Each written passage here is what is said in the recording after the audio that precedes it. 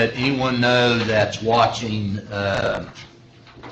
through the internet live streaming. First of all, we hope to actually stream the entire meeting this time, and apologize to anybody that was out there and ended up with a view of our conference room for most of the meeting.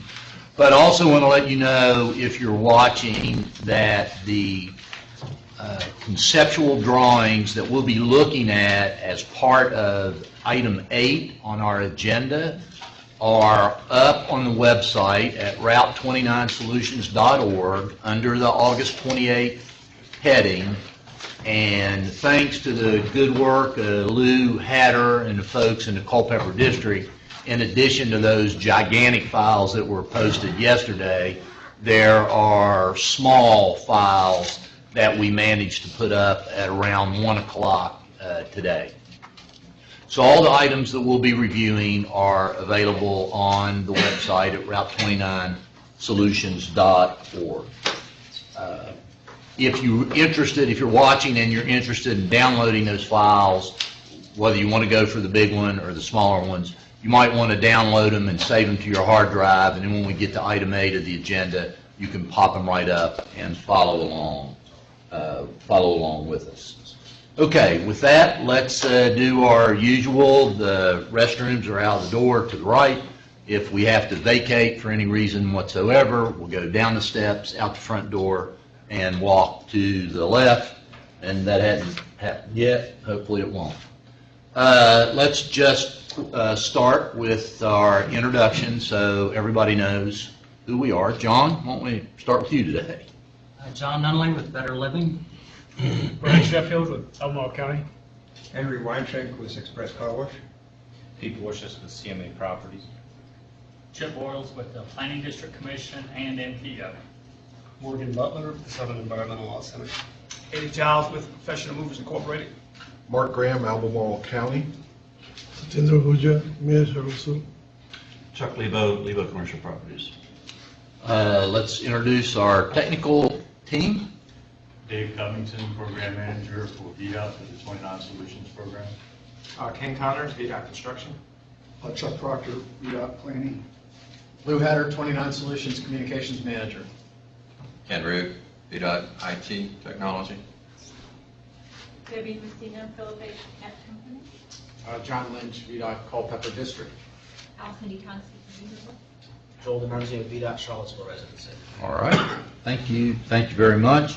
I'm going to try to go through the first 7 items at a pretty decent clip, but again, we'll take as much time as you want to take with each item. I know that today, item number 8, the review of the conceptual drawings, will be of most interest to you.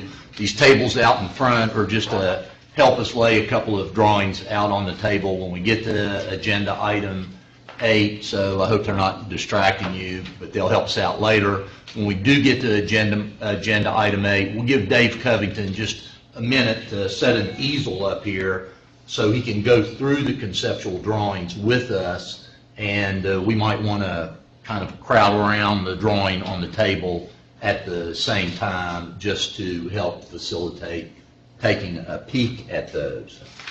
Ken, if you can call up the presentation there, that would be, and just pop us up to item 2.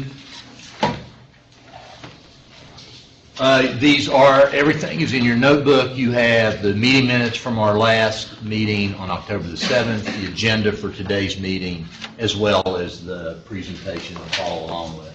At our last meeting, the number of viewers was up again, actually. 47 individual viewers, about 194 individual streams that lasted for about 17 minutes because folks were probably getting a little frustrated as we kept dropping our feed. I think a lot of people got to see Tom Foley sitting in the visitors conference room, and I probably should call Tom and apologize for that. But, I mean, in all seriousness, all things considered, there are clearly still a number of people out there that are interested in tuning in. I think meeting before last, we had 20-some, so there were more at the last meeting.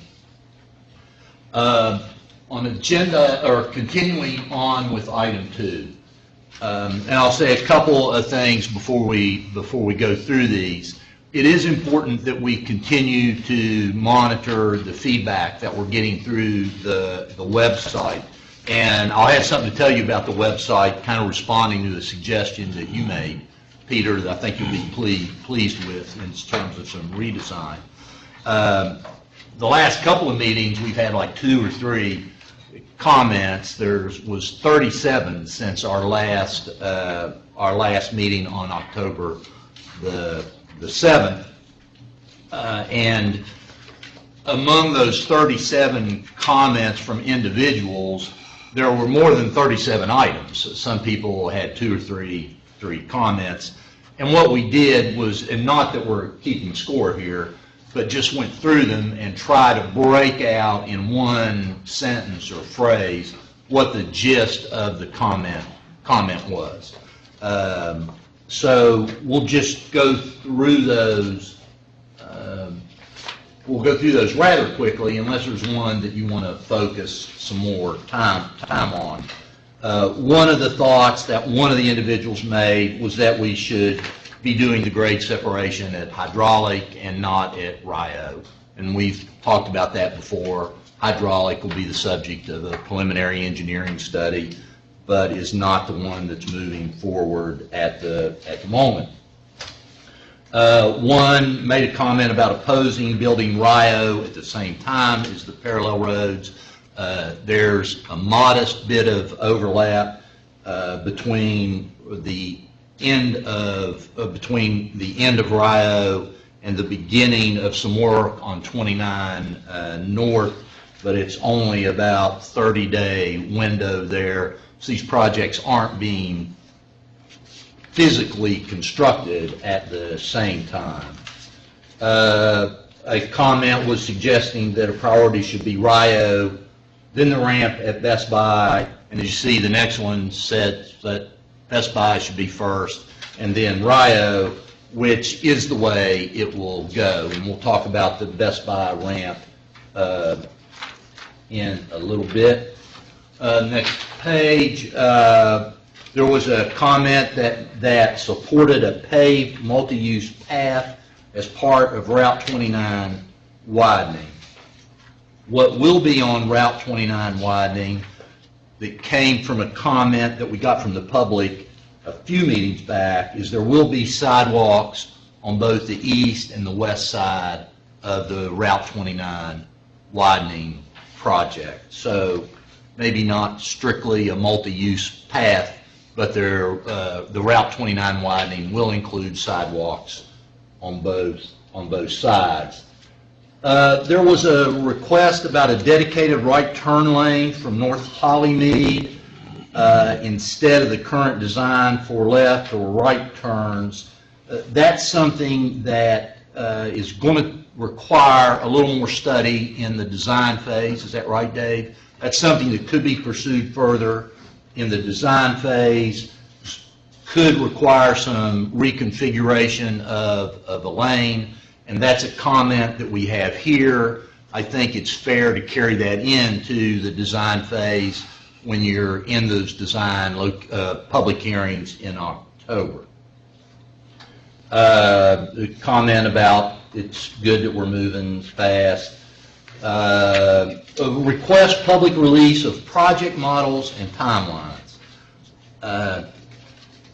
There are a variety of models that were done as part of Places 29 and previous studies that VDOT did and are available online that were part of the whole Western Bypass thing.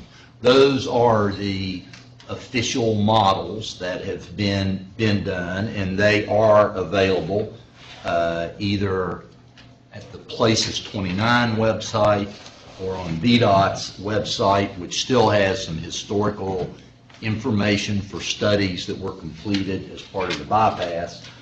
As far as making timelines, every timeline we've developed so far is publicly available in one of those presentations. And it does occur to me that we're at a point where it would be a good idea for us to pull together a just basic schedule, I think, a time frame that we can publish online that shows the general schedule for all of the projects. Concern about traffic weaving across the through lanes to get to the left turn lanes. There won't be any weaving from a through lane to a left turn lane, because when you're in the through lane at the intersection, you're in it, and there's no opportunity to weave or get out. There will be people that could be in a left lane that want to get to a right lane, to the local lanes as they approach the intersection, and signing will certainly be a part of the design and implementation of the Rio Grade Separated Interchange, so people have ample advance notice that, hey, if you're looking for the local road, you want to get on to Rio, you need to be in these lanes. If you're not, go through. One thing to remember, just to keep in the back of your mind, is while we've talked about more of the first panel, a lot about, well, how much traffic is going through between 250-29 all the way to the county line. That's sort of one set of numbers that says, well, maybe there's 12 to 15% of the people that are going all the way through. That's not the case at any one intersection. 85% of the traffic might be local. It doesn't mean 85% of the traffic is getting off at every intersection. So signing will help sort that out and get people in the right lanes when they need to be. But once you're in the through lane, you won't be weaving to the local lane. Phil? Yes. The weaving that I think they may have meant is when you come, let's say, from Rio Road and you want to go to Lowe's at Woodward. So you go down that ramp, make a right turn, and then you have to cross the true lanes fairly fast to make that left turn. And that's the weaving, I think, that will come out. Well, you will have to cross the same lanes you cross now to make that move. True, but now you have these people coming a little bit faster because they were just going under the underpass. That's a good observation. That's a fair observation. How Rio through lanes affects nearby intersections such as Woodbrook and Rio Hill. Building off what Henry just said, to some extent there could be some traffic moving through a bit quicker through lanes, which means you might arrive at the next intersection sooner. But by and large, I would not expect the function of those other intersections to materially change at all. That'll be something that will continue to be looked at as we collect traffic information, but I would not expect any operational issues with the functions of those other intersections. So just following up on that, I do think the other thing which will bring that to light is that you shorten your distance too. Exactly. To go left. I live off Rio, so I go that way a lot, and I get over to the left at the stoplight. I mean, immediately. And I think you've lost that opportunity, and so you've shortened that length of time to move well. Yeah. Plus, essentially, you have like a merge because it's now, essentially, you are on a ramp, and you don't see the other guy coming on your left until he's emerging from where the walls are. So it's a little bit stickier, and maybe stickier than you think. Or not as sticky as you think. Okay. Okay. I'm You're the experts for that. Well, I wouldn't say that. But one supports a future bypass, and as part of the recommendations that came out of the first panel, we recommended to the CTB that, hey, long-range planning has to continue. That's a function of the county, the city, and the MPO, along with VDOT, and wherever that takes you, it takes you, but our job is not to figure out another bypass. Supports combining the projects in a design build, that's okay. The next one, opposes design build and believes design bid build levels the playing field and offers thorough public comment. There is no difference in the playing field and no difference in public comment between the two procurement processes. There just simply isn't. There are different methods of procurement. They handle risk allocation differently between the owner and a contractor, but the playing field is level. It's just a different playing field. Public comment is not affected at all, and we'll see that in the schedules a little bit more. Smooth flow of traffic be maintained during construction. Yes, and you'll hear a little bit more about that during Dave's discussion on item A. To support building the parallel roads first, that's not what we're doing. I mean, we've been upfront and matter of fact about that, so I understand the comment and appreciate it, and I think in addition to some folks in the public and some of you, we just simply see that differently. 3, support grade separations at both RIO and hydraulic. Well, okay, but we can just get to one now. Now, the next comments, you can read them. They are what they are, and you know, the good thing about making public comment easy is because it gives you an opportunity to see good suggestions and good input. It invariably does end up being a little bit of a contest, and next week we could come and say, well, 57 people said what you're doing is the craziest thing in the world. So I understand that, and if that's what happens, we'll show you those numbers too. It's nice to know what people think, and I'm just showing you what was submitted in the last 2 weeks. The comments that are really valuable, while any comment is fine, has value, the specific ones that really zero in on particular items are ones that we can evaluate, like the lady that wrote, I think it was a lady, 3 or 4 weeks ago and says, hey, I'd like to see some sidewalks on Route 29 North. That we can do something with. Sometimes you can't, but what we are going to do, Pete, since you brought it up 3 weeks ago, right now, a redesign of the website is being tested, and I think we'll probably get through that sometime next week.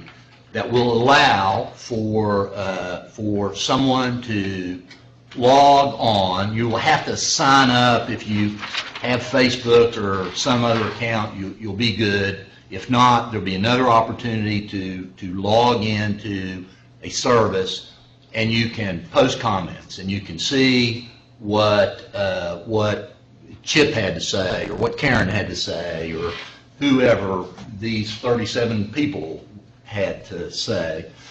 We're going to take it a step further, which means we're going to have to be on top of managing it, and that is provide a dialogue function.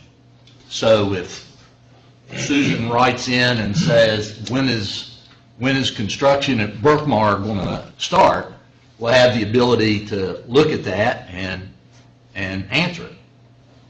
Answer it with facts, not with what we think's good, but with facts.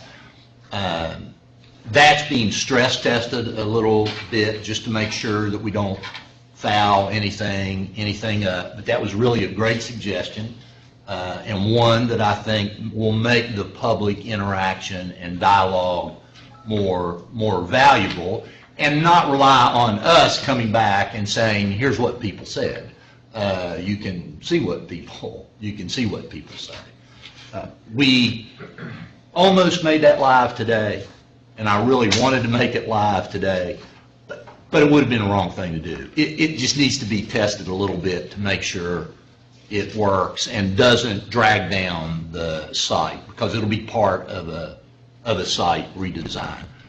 Certainly, by the next time we meet, we'll either know it doesn't work or it'll be working, and I'm sure we'll have it working. So thanks for that. This schedule, the next few pages, we're going to keep up at every meeting just so we can keep track of. Yes, Mayor, I'm sorry. One of the questions which was raised, the multi-use trail. Is there enough right-of-way to have that? On 29 North, there's enough right-of-way to have the two sidewalk on the east and on the west. There is going to be a multi-use trail on Berkmar, in addition to bike lanes and a sidewalk. Is there bike lane on 29 also? No? On 29 North, no bike lane. Is there a difference from the application of a bike? I mean, if I was a commuter and I wanted to come down from Forest Hills and ride my bike, I know that's of interest to a lot of people. The legality of riding on a sidewalk versus riding on a asphalt path, the bike lane. Is there anything there? I mean, if one of them was an asphalt path that was more of a bike lane, would that prohibit people from walking on it? No. Does the sidewalk prohibit bikes from riding on it? Shared use paths is designed to accommodate both simultaneously, whereas the sidewalk will only accommodate the pedestrian traffic. That's what I thought. So why can't it be multi-purpose lane instead of the sidewalk? Is there not enough right-of-way or? Dave? Mayor, is there enough right-of-way, or are we set on sidewalks on both sides? Or? Right now, what we've decided is to move forward with the sidewalks, primarily because we're trying to limit environmental impacts on the east side of Route 29 and limit utility impacts on the west side of Route 29. There is not sufficient right-of-way throughout the entire corridor. We're going to need to acquire slivers of right-of-way, but there's one cultural resource site near Polo Grounds Road, and then there are streams and wetlands further to the north. So it's not necessarily a right-of-way issue as much as it's environmental impact issue.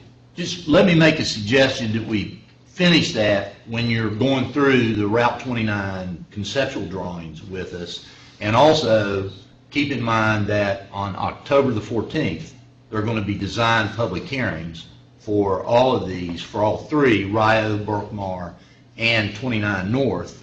And those design public hearings are geared toward getting feedback and comments just like this. But yeah. Let me add one Yes. other thing right Yes. now. We've been working with the county to try to determine what is the appropriate solution to this. Obviously, the county has suggested they would like to see a shared use path. We've made a commitment that if we have enough space moving forward into a little more detailed design, that we're not going to rule that out at this point. That's still a possibility, but right now we don't know that there's enough space. We're waiting on additional survey. Right now we're working off GIS level data. So before we can make that commitment that we would have a shared use path there, we need more information. Question why I was asking is because usually the sidewalk and there's some right-of-way left for utility or something, and you can have multiple use on that space. If you drive along northbound 29, north of Polo Grounds Road, you'll notice that there's very narrow shoulder. There's a guardrail, and then there's, in some cases, a very steep hill slope or a very steep cut slope. Unfortunately, we don't have that luxury of that space right now. But again, it's something that we're going to look at a little more closely as we move forward. Thank you. The bottom line is, we have a concept. There are design public hearings coming up. We're going to take comments that we get, digest them, and react include them where we can, or say why we can't.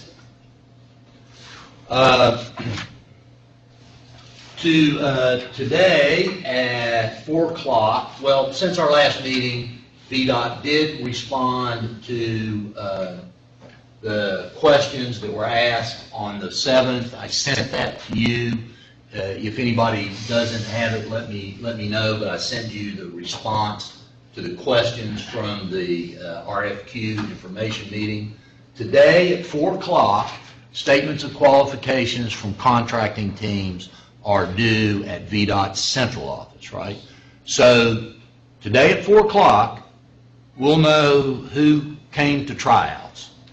And then we'll begin the evaluation process leading up to the shortlisting of the top 3 teams. I just added in here, because it fell in chronologically, the Berkmar location hearing. Just remind you that is September the 18th at the Doubletree.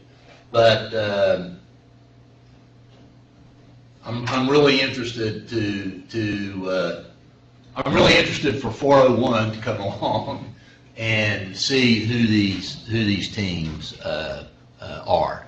I'm not sure, I imagine there will be a good field of solid teams that are interested in performing this work.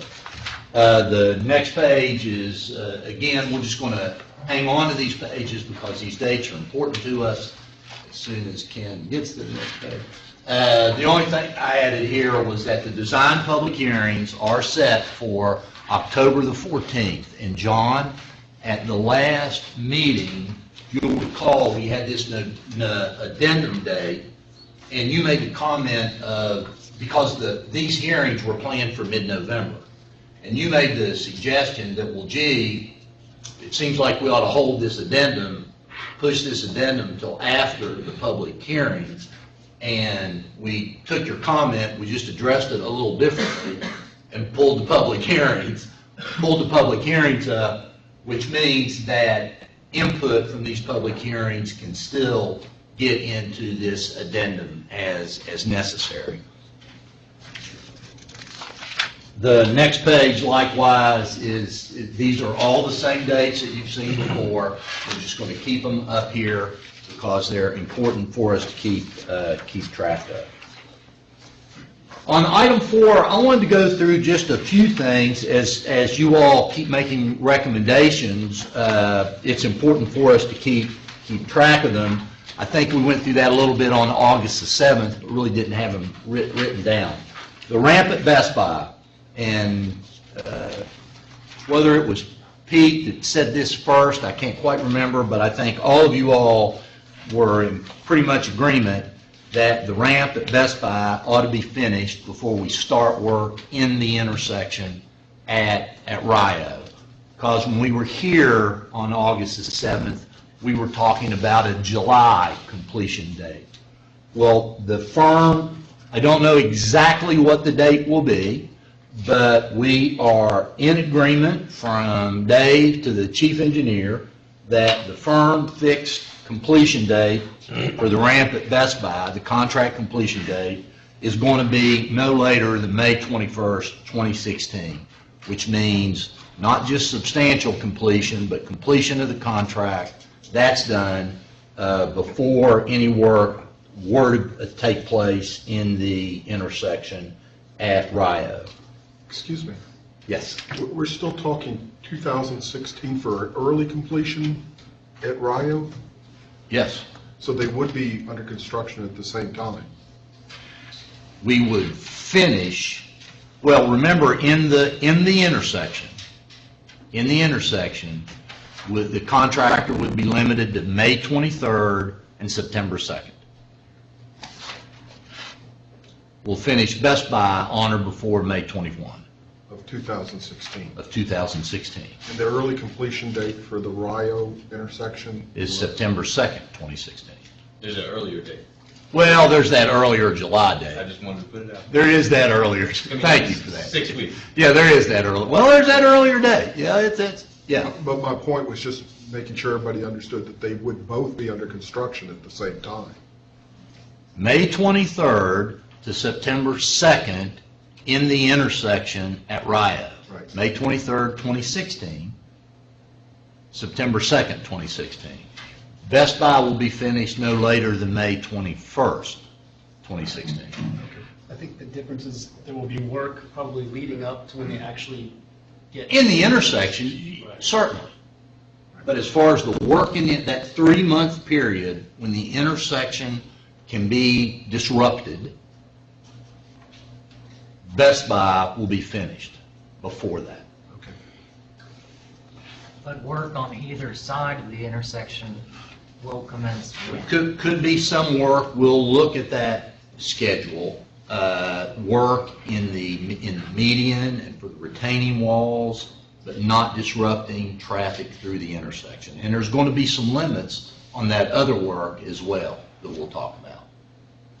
So before we move on from that recommendation, I just wanted to acknowledge and thank VDOT for moving that up. I think that's a real big improvement, and thank you for your efforts in that. Well, the VDOT team gets the credit. We had to talk through it, but we got where we needed to be. Good. Construct a 4-lane bridge on Berkmar. We've got a partial agreement.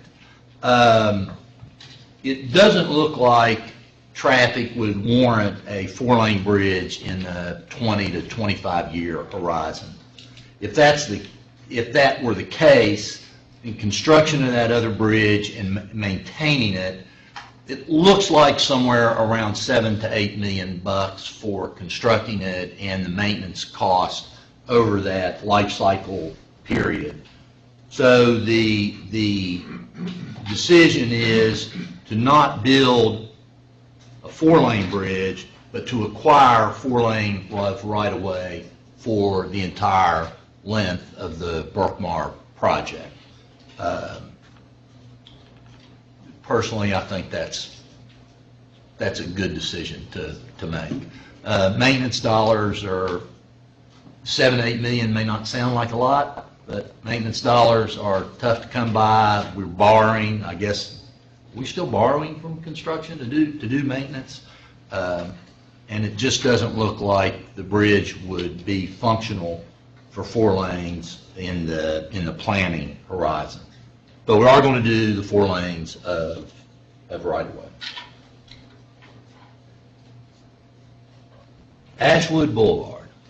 Ashwood Boulevard. There was some discussion about extending Ashwood Boulevard to Berkmar.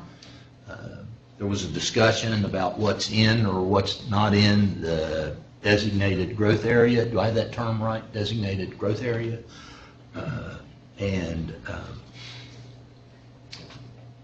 Here's kind of where, and I'm speaking a little bit more personally here, where I fall down on this one, or come down on this one.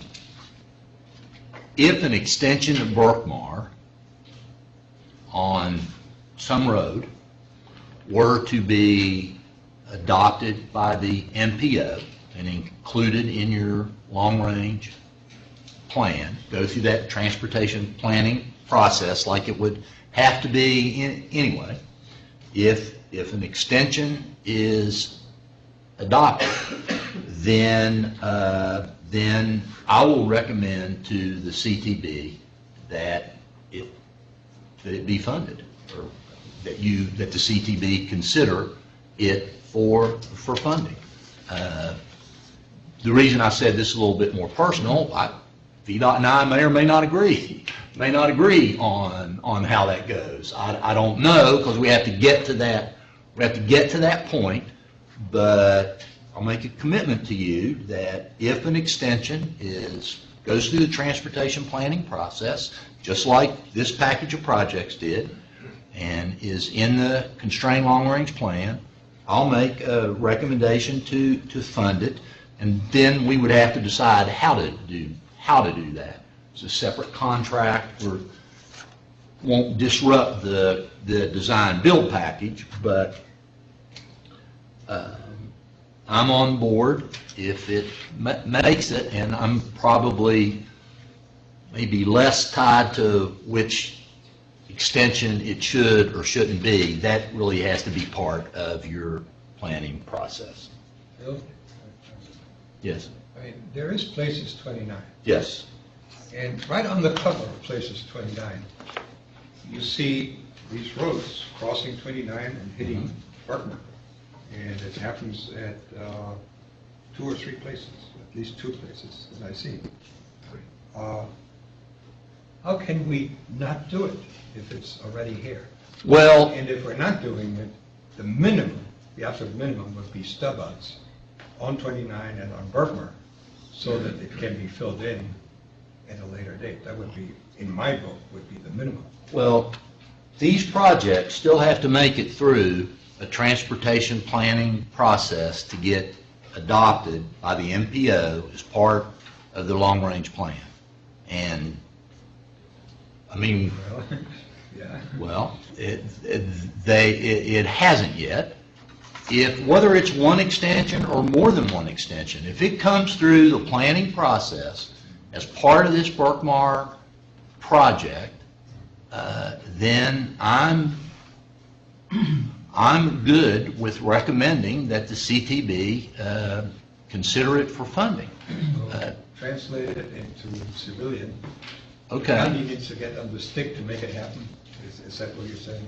And we are.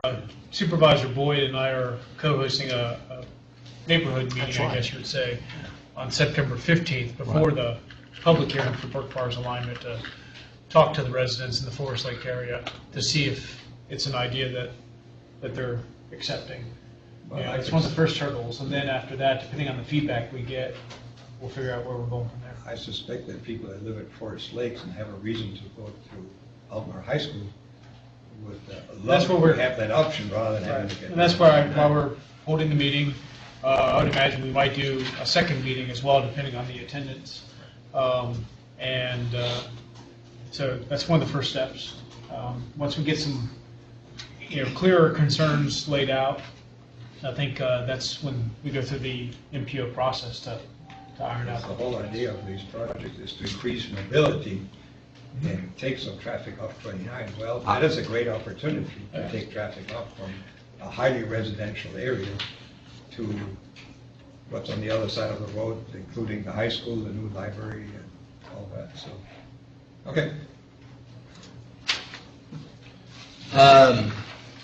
Chuck, at the last meeting, asked about a review by the Architectural Review Board, and we talked about doing that, but as you saw in the note I sent you, I think we have an opportunity to get ahead of the curve, and if the panel would like to recommend any specific architectural or landscaping treatments, I think I asked you to chew on that and try to get something back to me by September the 5th.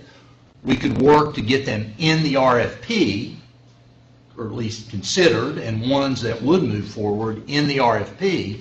So up front, we would be telling those 3 shortlisted firms that these are part of the project requirements.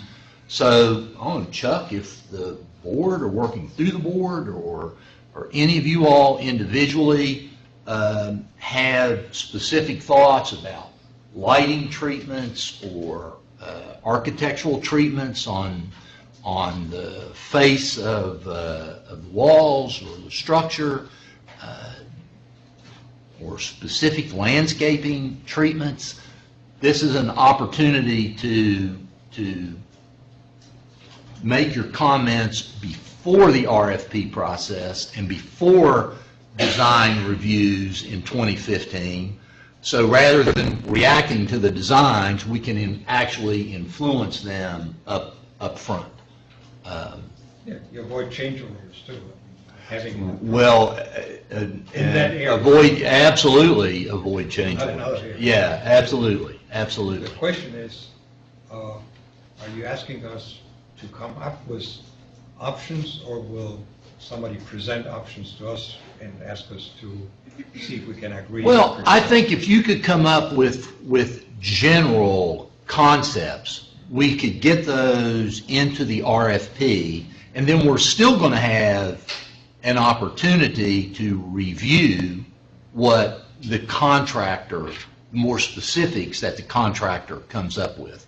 But what we're trying to do, two things, is number one, if you have ideas that you would like to see incorporated in the design and can say what those are now, we can get them in the RFP. Number two, if they're in the RFP, we can get them priced as part of the package, Henry, which speaks to the change order issue, which will be good. Now, if September the 5th isn't enough time, I would say by the next meeting of September the 11th would be about as long as we could go before we have a chance to get them in that RFP that's going to be issued on October the 2nd. You're saying that maybe the county will have some ideas. Yeah, good point, Mr. Mayor. I think one of the things the county will suggest is we already have a set of entrance corridor design guidelines, and Okay. just recommend incorporating those into this. That's Okay. consistent with what we've done with everybody else Okay. down the corridor. Mark, I think that's a great start, but having gone through the ARB process a few times, there's a lot of subjectivity to their analysis of those guidelines, and so maybe having a special session with the ARB, reviewing how those overlays of that ordinance, Yeah. looks. I mean, when you come out of those sessions with ARB, it's the wrong color yellow, it's the right, and not to be critical, I but understand. if we're all subject to that, we should expect the same from this project. And so maybe having the ARB look it over as well. Have the ARB look the RFP The over? recommendations, Or the, you're asking for recommendations very Right. quickly. I don't know that we're the authority on that. okay. It's in our nature probably to minimize stuff, but I think the county wants Right. something different. And so the ARB would be representative of that. Mark, are you the best person for me to follow up with on that? Yeah, you can, Mr. Lee will sit so. Right, I know But, Chuck is on here. I'd be glad, and we've actually talked with VDOT staff already Okay. about this issue. so, All right. Yeah. Well, why don't Dave and I follow up with you a That'd be bit fine. more on that? Is that, okay. I hear what you're saying. In addition to that, if any of you all do have specific thoughts about architectural treatments or landscaping, and don't hold back, let me know, and we'll build that into, not that I think you would hold back, and we'll build that into our discussion with Mark. So just to let you know, we're likely to have some type of recommendation. Yeah, okay. Along those lines. The extension to September 11th will be helpful. Just a few extra days. Are we good? Let's do that, Dave. I mean, I know that's pushing you a little bit. We'll push you a little bit. Okay, September the 11th. But in the meantime, I'm going to work with Mark and loop back to you all. Yeah, the last one was just, the web design in the middle, I already said that. We'll see more in the next few days on that. And the design public hearings, I already mentioned that rather than delay the RFP addendum, we moved up the public hearings. October the 14th at Albemarle High School. Albemarle High School. And that'll be the open meeting format. It'll be all three projects where people can come in, review drawings. It's not a stand-up, I got 3 minutes to talk. Folks will be able to speak one-on-one with VDOT folks. If they want to leave comments, they can leave a comment. If they want to record a comment, they can record a comment with the court reporter. Just to be clear, that's for both the Route 29 widening and the Rio interchange? And Berkmar. And Berkmar. And Berkmar. Berkmar location hearing is September the 18th. Berkmar location approval is anticipated in the October CTB. But that's a legislative step that must be followed. VDOT has to get location approval, and the only body of people in the Commonwealth of Virginia that can do that is the Commonwealth Transportation Board. The combined public hearings for Berkmar, Route 29 North, and Rio Road will be the more detailed, focused public hearings. Do you have any idea yet what time that the joint hearing will be on October 14th? Yeah, 5 to 7, At least 4 to 5 to 8, 7. at least 5 to 7. That, we may go later than that, depending on how many people will do it. And all of that will be advertised in advance, and so as soon as we know that, I'll let you know. A few milestones, we've talked about most of them. Ken, if you want to be on to the next page. The conceptual drawings you've been waiting for have been assembled. We're going to look at them today. We got Berkmar location hearing scheduled. I told you there was a little burp there where it didn't get advertised in the Sunday newspaper, so the date moved 2 days. We got the Best Buy ramp accelerated. That project advertisement, remember that's a design bid build project, is going to go out either in November or December of this year. We've also scheduled, and we'll talk about this more in the next few meetings, an October start of the telecommunications piece for the adaptive signal timing project.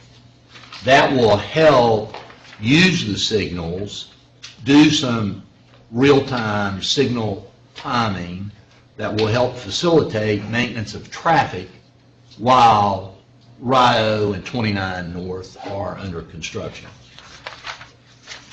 I told you that I would show you an integrated, last meeting I showed you just a list of some design review dates, and I told you I would integrate those and show them for all the projects so you would get some idea of when we'll have opportunities to look at design reviews, remembering that each review will be a greater level of detail. So think about this for a minute. These are the designs that the design build contractor will be doing. So they're not in a closet in a dark room somewhere that nobody sees what they're doing.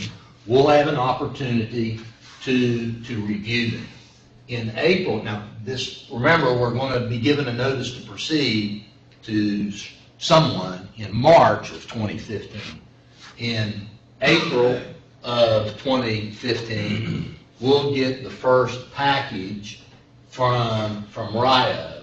In May, we'll see a package from Berkmar, the first package from Berkmar and Route 29. June and July, we'll see packages 2 and 3 on Rio. Berkmar and 29 North are spaced out a little bit more than that because they've got more work to do. But that gives you a general idea of when we will be engaged in looking at the designs that the contracting team will be developing. This will also be general terms, times when we'll be looking at maintenance of traffic, which I know is of a lot of interest to you.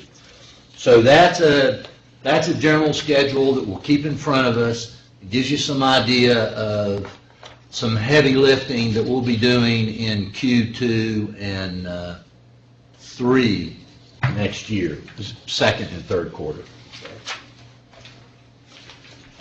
Communications, we are redesigning the website, doing the dialogues, the dialogue box as part of our communication plan, and in order to help better tune in the public.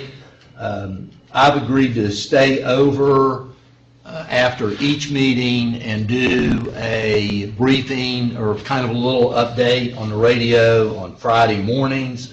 That's not an advertising campaign. It's not costing VDOT or the taxpayers any more money. I'm happy to do it. We've got those scheduled beginning tomorrow through the end of the year. So that's done. What station will you be on? WINA, WINA, is that right? WINA. What time? 7:30 in the morning? 7:40. 7:40 in the morning. 7:40. Will you come out with the constructions going on too, and be on the radio at that time? I'm happy to. I'm happy to. I'm happy to. Lots of people in Seriously. their cars at that time. Seriously, I'm happy to. I'm We happy. will explain. I don't, That everything we say, or some of us say, is wrong. I'm going to stick to the facts as best as I can. I mean, that's the only purpose of doing it. I think there's a lot of interest locally of, well, what did you guys talk I'll about? try to interject some humor. I know. I've listened to a few of those interviews. So, anyway, I'm happy to do that. I'll be doing it, and we'll see how that goes. Maybe we'll go on a few of them together. Point, counterpoint. I doubt it. Anyway, VDOT is, I'm going to let Chip talk about what the county's doing, but I want to let you know that that VDOT is also working on a tactical plan. In addition to the work that Lou is doing with you, a tactical plan for really under the heading of no surprises, which is the big deal on these projects. And it probably, all of y'all can relate to that in your business in one way or the other. Most of the time, people can stomach a lot if they know what's happening. And if you tell them what's going to happen and then do what you say you're going to do. So VDOT is trying to map out really through the end of construction, some tactics for communication strategies. Right now, it's on one piece of paper, but it's got to be reviewed back through VDOT and priced out a little bit. When we have that, I'll share it. I'll share it with you. I would expect us to have that in September, at the September 11th meeting. Chip told us last time that talked a little bit, Chip and Brad, I think, about the efforts of the MPO, the county, and the city working together with VDOT on a broader-based communication strategy. I don't want to try to describe it. So, Chip, if you could give us an update. You did very, very well. I mean, it is just that, and we are, like VDOT, getting closer to getting a package. Lou and I met just earlier this week because what the city, county, MPO with VDOT is proposing is, it's got to work hand in glove. After meeting with Lou, what we've determined is that, I think also just to follow up on what you were saying of the VDOT's communications plan, one of the efforts that we're going to be doing is to stay on top of that and work with Lou and his staff because it's got to remain fluid. There's going to be so many things happening. The plan that's originated in the beginning, we anticipate changing throughout, even if in small increments, because things will change. Things will have to be shared, and perhaps we'll come up with better ideas as the project's going along. But what we've been proposing right now is to, very clearly just assist VDOT with that communications effort, but also to create an equally important effort of having citizen input flowing both directions on assistance, whether it be to the business community or the neighborhood community. And this could be a number of efforts that are outside of any of VDOT's interest or control, just things that they wouldn't have a say in, as we talked 3 weeks ago about potential waivers of off-premise sign ordinances, things like that. Right now, what the MPO staff is proposing, and we're working on completing by our next meeting, is to create 3 subcommittees. One that would be to help with the communications throughout the whole project with VDOT, having a group of representatives that will meet regularly to assist that. Have a second subcommittee that's strictly for that assistance portion. Residents, businesses, as well as perhaps customers, whoever the proper stakeholders will be, so that communication can be back and forth and try to get to, and it may be something, I don't know if I mentioned before or not, but, it's really difficult to get a sign ordinance changed if you wait until the need is there. You need to be thinking about that ahead of time, because it's a fairly long process. Just like we'll have to be thinking about the Burkmore-Ashwood connection going through the MPO process. It can't just happen at one meeting. Having a second group of people meeting regularly to try to head off or to respond, it can be proactive as well as reactionary, of any of the assistance types of programs that may be able to be considered. The third thing would be to have a group which is we're just calling a technical group, which are people that are either directly negatively affected or could be a positive effect to what's going on, and that's public transit, that's the airport, emergency services, AAA, the Truckers Association, people with a direct connection to what will be happening there, and then meet with that third group regularly so that we can exchange ideas, concerns, and hear what they're hearing from their constituents. Or in the case of transit or rideshare, which works out of the MPO's office, what can we put in place that they could help us? Those types of things. So we're working on getting those committees, proposing this to the city, county, and VDOT, get their input, see what they think, and then beginning the actual meetings. Okay. But Brad, did you want to add anything to that, or Mayor? Or? I will say, and we are working to try to, we've been asked to try to pull together some traffic counts and other traffic data. And we're working on that as well. And the idea there is to try to create more of a baseline understanding, not only what to expect, but to compare those expectations 5 years, 10 years from now to see if we're actually meeting those expectations. Sure. So I think that's the main concern there. I'm sure, like myself, other supervisors might have other community meetings as well. Right. I guess Chip, were there any questions for Chip? I got a couple, so I didn't want to ask this. I think just a suggestion that as you pull together your communications plan, I think it's important to have a tactical piece to it.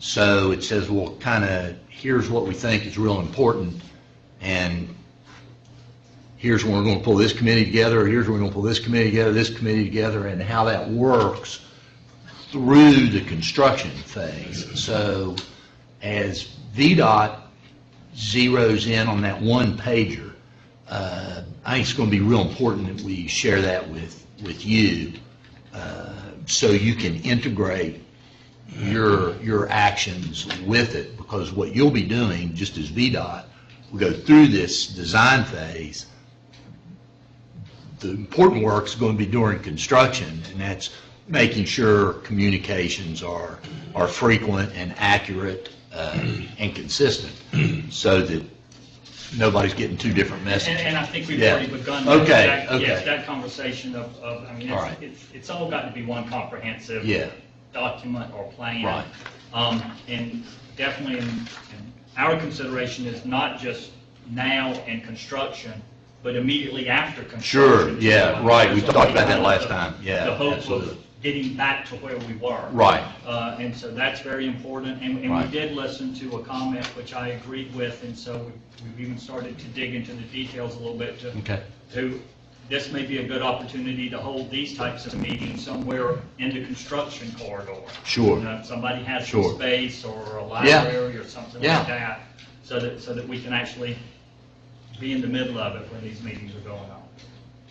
It may not be a good idea. No. No, I'd rather be there. No, that is a good idea. We'll have to think about that with a little lead time too, so we have it somewhere where we can at least continue our live streaming or know that we can't and make other accommodations for tuning in the public. I do think that's a good idea. Okay, if we got through the other items,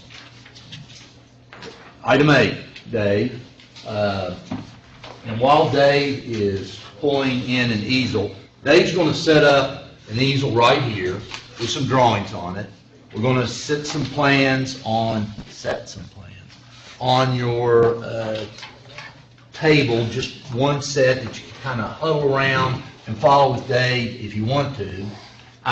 Dave's probably got his order in mind, but I want to ask you, I had thought we should go through Berkmar and 29 North and then get to Rio, because I'm guessing that's where you want to spend more time. But we can do it in any order you want to do it. I'm afraid we're going to run out of time. And I think we're all more anxious to know what happens at Rio and 29. How about we make a commitment that we won't leave until we've gone through Rio? I think we'll get through. Are you serving dinner? They may want to. Yeah. Just one point of order, South Carolina's on at 6 o'clock tonight.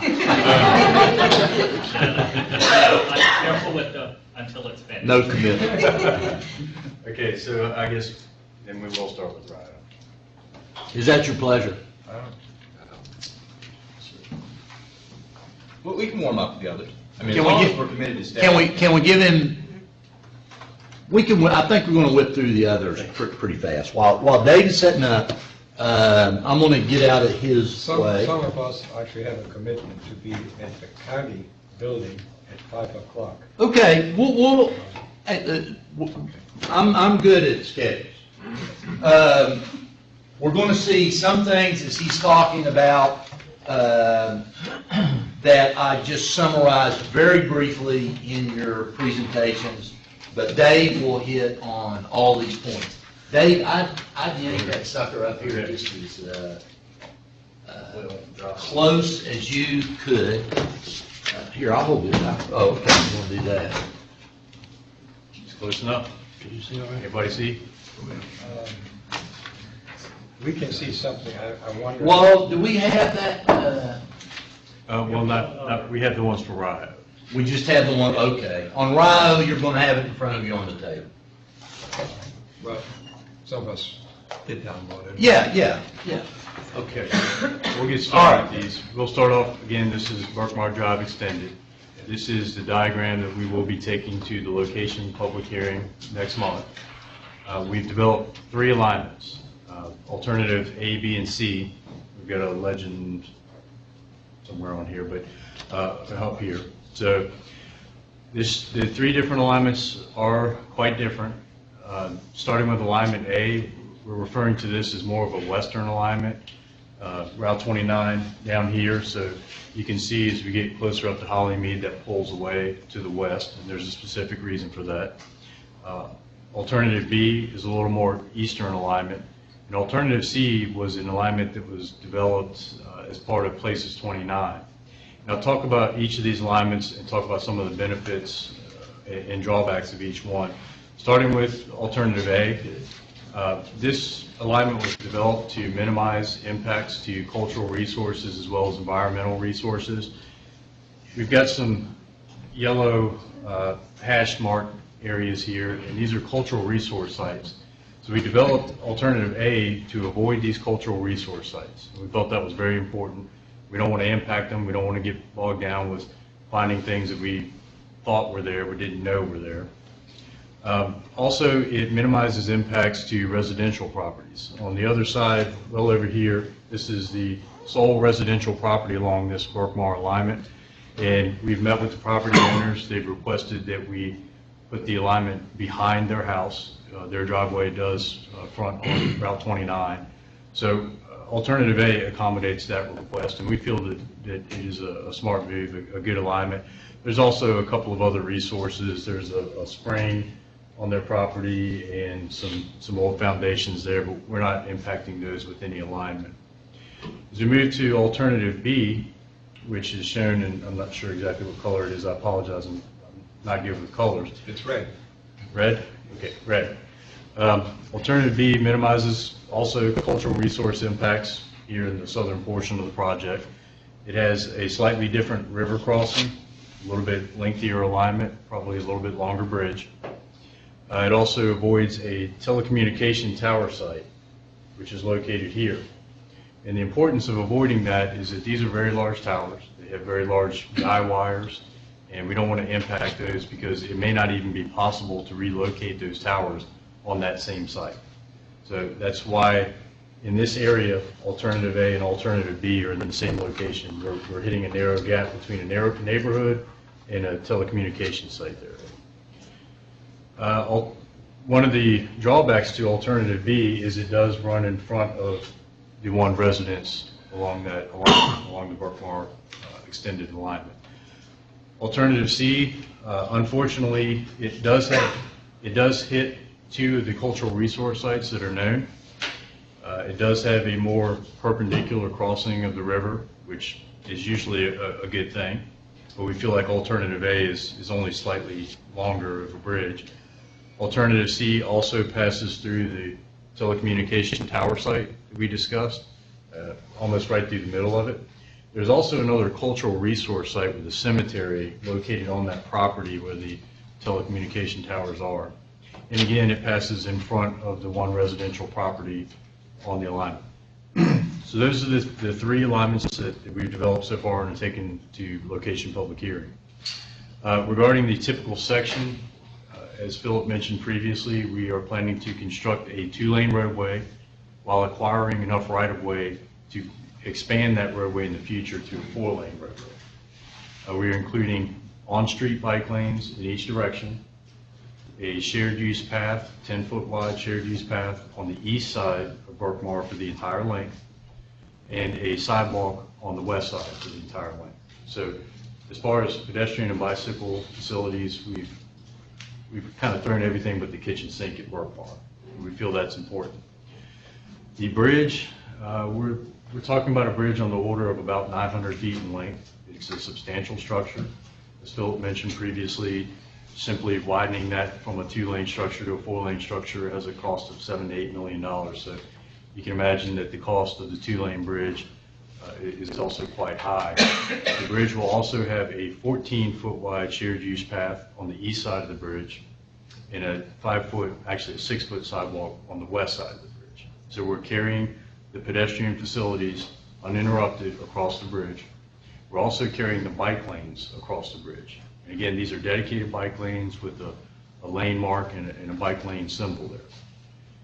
So I think that that's most of the big points about Burkmar. I'm sure we have a couple of questions, take a few questions on Burkmar. What does a bridge like that cost?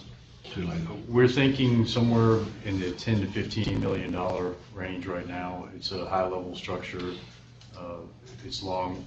We're hoping that there's some efficiency from the design builders when we get the bids, that maybe it can be a little cheaper, but it's not a cheap bridge. I have 2 questions. Yes, sir. The first one is these hashed out areas, just out of curiosity, what is there that makes them hashed out? What is the cemetery of those? Some of them are known ancient sites. We're talking several hundred years old that people have found ancient remains there before. I believe 2 of the sites are documented as historic. 2 of the sites are thought to be not very significant, but we chose to go ahead and miss everything. Yeah. We have that option here, so we're choosing. So essentially, possibly graves or some other things. We don't believe there's any graves here, but this site down here, there is a graveyard there. We don't know much about it. We're choosing to For the other side, some archaeologists did find a few things. Yes. The field crews that are out doing, some of this data comes from the Department of Historic Resources database. The field work for cultural resources investigation actually wraps up tomorrow. Thanks. I was just curious what it actually meant. And then the next thing is, I can understand why C was a quick line on the map, now you have better lines. I still wonder if on the southern end, which is to the left, if you couldn't tie in C starting behind Sam's Club and then blend into your green line, your A. Well, that is possible. Now, the reason why alternatives A and B run away from Sam's Club is this road effectively goes into the parking lot. Okay. And we don't want to disturb the parking lot if we don't have to. The other thing is VDOT does already own some right-of-way in this area. We want to take advantage of right-of-way that we already own instead of potentially acquiring right-of-way from somebody else. This, again, is not a final alignment. Okay. And I can understand as well why alternative C was developed initially at a planning level. Yeah. And then as you move forward and you find out all these additional resources, you make decisions. Yeah. That's what we've done with alternatives A and B at this point. But that's the reason here is to not disturb the building or the parking lot or any of their facilities in this area. Okay. Any other questions? Yes, sir. What's the topography look like, one route versus another, and then overall, what are your concerns there? There's significant topographic changes throughout the entire alignment, regardless of any of these alignments that you actually look at, specific alignments. I don't have exact numbers, but generally 40 to 60 feet changes in elevation is not uncommon in this area. But all three alignments have some merit of balancing earthwork, so there's not necessarily one alignment that's greatly better for The cut and fill could balance out? Yes. Somewhat? Yes. So you're not taking all that out? Because we're dealing with, when we go to the widening of 29, we're dealing with some residual effects of not taking care of it the first time. That's correct. For the mounting, we just want to make sure we don't get that challenge the second time. This is designed for the classification of roadway, so that stopping site distance won't be an issue here as it is on 29. Obviously, standards have changed over the years, and we're paying a lot of attention to that. Generally, we don't have very steep grades. We don't have the crest vertical curve, that hump, is generally what causes the problem, and we don't have this situation here with any of these three alignments. How are you crossing Rio Mills? We're spanning Rio Mills with one structure over the river The entire and bridge. Rio Mills. And that makes sense for a couple of reasons. For one, we have to factor in that there's a rather large dam here at the reservoir. We have to design for that. You know, if there's a catastrophic event that dam would fail, the bridge has to be a certain elevation so that it doesn't get inundated with water or any major flood. The other thing is that we have to maintain access to Rio Mills, not only because it's a public road, but also some of the dam facilities are located off of Rio Mills, their northern access. But it's going to be one structure that will cross the river and Rio Mills Road. And then geometrically, because of the topography specifically in this area, we can't get low enough to have an at-grade intersection or anything with Rio Okay. Mills. Let's hope not. Could, yeah. Yes, sir. If I printed the map off of the website, so I've got probably more detail than the rest of us can see on that from here, but there are little kind of green splotches on here, which I'm assuming are wetlands. Yes. Yes. The biggest one looks like it's just north of the South Fork there. Yes, right in here, underneath the bridges, there is a section of wetlands there. We are approximately 90 to 100 feet in elevation above those wetland areas with the bridge. So as far as, you know, shadowing the wetlands, it should not be an issue, and we are being very careful not to place a bridge pier or a footer in those wetlands. So we will span those wetlands as well. I believe there was a couple other very, very small locations of wetlands that we're missing. We're trying to cross streams to have the minimal impact to waters of the United States that we can, is one of the objectives here. Great. Any other questions? Okay, we'll move on to 29 widening. Need help, Dave? No, I think I can.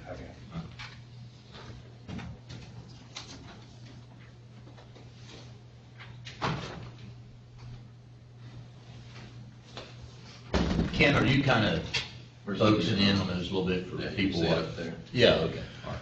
Okay, this one, I will make you aware, we have two sheets here. There's one behind the first one. Go ahead and take these off so I can flip it over when I'm done talking about the first one. Thank you. So this is the southern portion of the project here, Polo Grounds Road. And we'll kind of discuss this project going from south to north. We'll begin in this section where generally we have 3 lanes in each direction at this location. So the concept here is to extend that 3-lane section all the way up to Hollymead Town Center Road, Town Center Drive, excuse me, and again, be able to provide that 6-lane section for the entire length. The concept is to widen to the inside on the northbound lanes, the median side. So not widen to the outside where we've got steep fills and cuts out there and some environmental resources. It's the opposite on the southbound lanes. Generally, we're widening to the outside. Driven that corridor a lot, there's some big power lines out there, so widening in that direction. This location right here, so Polo Grounds Road, Route 29, this is a historic site. This is the Brook Hill property. We are minimizing impacts. These lines that you see here are not construction limits. They're actually existing right-of-way. So we're going to do our best to stay within existing right-of-way, have minimal impact or potentially no impact to that property. We've already had concurrence with DHR that the improvements that we're proposing do not constitute a negative impact to that property. So as we move north, approximately in this location, this is just south of Ashwood Boulevard, where the vertical issues, the crest vertical curve issue comes into play. Up until that point, we're going to maintain the same elevation of 29. It's simply a widening. Beyond that point, we're going to fix those vertical curves.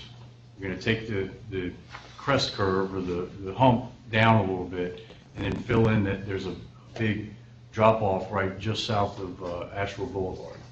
That is a major component of this project. And I know that there's been a lot of questions of whether that's going to be fixed, and that the way that we've approached this project is not only is it a widening to add capacity, but we're also here to fix the geometric deficiencies of that road. So that's one of the geometric deficiencies. There's a couple others as well, and those will be included in the contract. There's a strict requirement in the contract to fix that distance issue. When you're doing, if I may interrupt. Yes. When you're doing that, how will traffic going northbound be maintained? Will you have the new middle interior lane already built so people can get through there? Or once you start tearing that hill out from it, you're not going to be able to go northbound. So how's that traffic going to be maintained? Well, we're going to maintain 2 lanes of traffic in each direction at all times. So there are 4 lanes there now. We'll maintain 4 lanes. Wow. The theory, there's a couple of ways to do it, but the most logical, the design builder may come over here and widen the southbound lanes first, and they may improve the shoulder so they can fit 4 lanes on one side, construct a crossover, get everybody on the west side of the road or the southbound lane side of the road, and then be able to work outside of traffic. It's a much faster and a much safer operation for the traveling public as well as the contractor. That's a great idea. Yeah. Now, taking that hump out of that road, was that part of when the bypass was being discussed? Was that going to be taken out at the same, as well? Yes, sir. All right, so there's nothing new about taking that out? Yes, sir. Well, the only thing new is that the bypass stopped at Asheville Boulevard. Right. So it was another project. It was this original project that was going to fix the site distance issues north of Asheville Boulevard. Coming out of the first panel, we actually added money to this project to extend it to the south, if you'll recall. Yes. Because the bypass wasn't going to be. Yeah, and just to articulate on that, the original 29 widening project went from Ashwood Boulevard at the southern end to Town Center Drive at the northern end. Now this project goes from Polo Grounds all the way to Town Center, so almost doubling the length of the project. And do you have methods to determine, for the idea of working at night, at the Rio intersection is not as big of a concern, but there, it doesn't show in the drawings, but I'm pretty sure that there's homes just in the white area down Looking, on the bottom. there's one home here, you can actually see a part of, that's not. No, the down driveway. near where it says Route 29, that's when the homes actually start to crop up. Yes. Is there a way to kind of measure the sound and light that might come from night work? Absolutely. Well, first of all, we don't know that this project really lends itself very well to night work because of the residential areas. Okay. We do have, VDOT has a specification regarding how much noise can occur at night and even in the daytime. So we can set up noise monitors, and if they're exceeding that, we can adjust their operations. But again, we don't really envision night work on this. The hump seems to be a part of the project that might benefit to be accelerated, at least during that segment.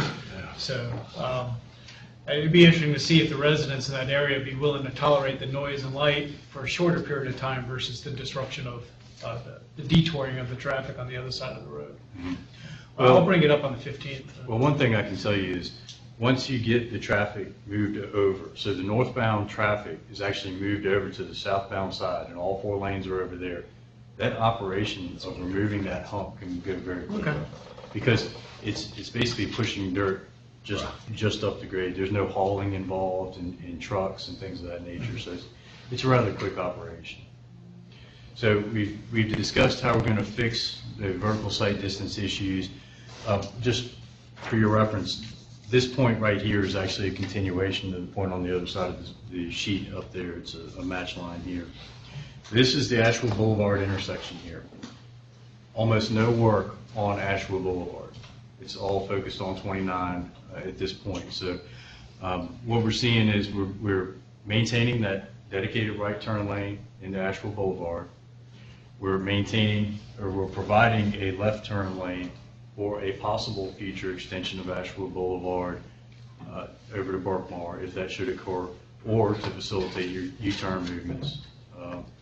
So I know that was an issue with the bypass, was some concern that dedicated right turn lane wouldn't be maintained, but it will be maintained.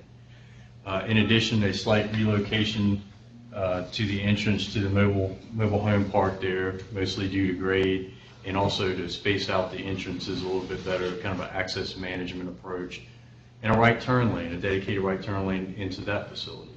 So again, we're trying to get those slower moving vehicles out of the through lanes, help traffic move along a little quicker. You might not be able to see it on here, but if you've already downloaded these files, you've probably already noticed that there's some, I believe they're blue lines here. Those are the sidewalks. You know, as was mentioned before, sidewalk on the west side, sidewalk on the east side for the entire length of the project. Okay. Isn't there a big hump just north of Ashwood Boulevard? Yes, sir. There's a deficient crest vertical curve or another hump there that limits the sight distance. It's not as bad as the one to the south, but there is one to the north. That'll be fixed as well. So any sight distance issues along this entire stretch of road will be fixed with this project. Any other questions? I'll flip it over and we can look at the next section of the road. Just the last one of all the trees in the median. When will you have, I guess after you select the contractor, do you have any kind of idea that you'll be able to have an idea of how many trees will be removed?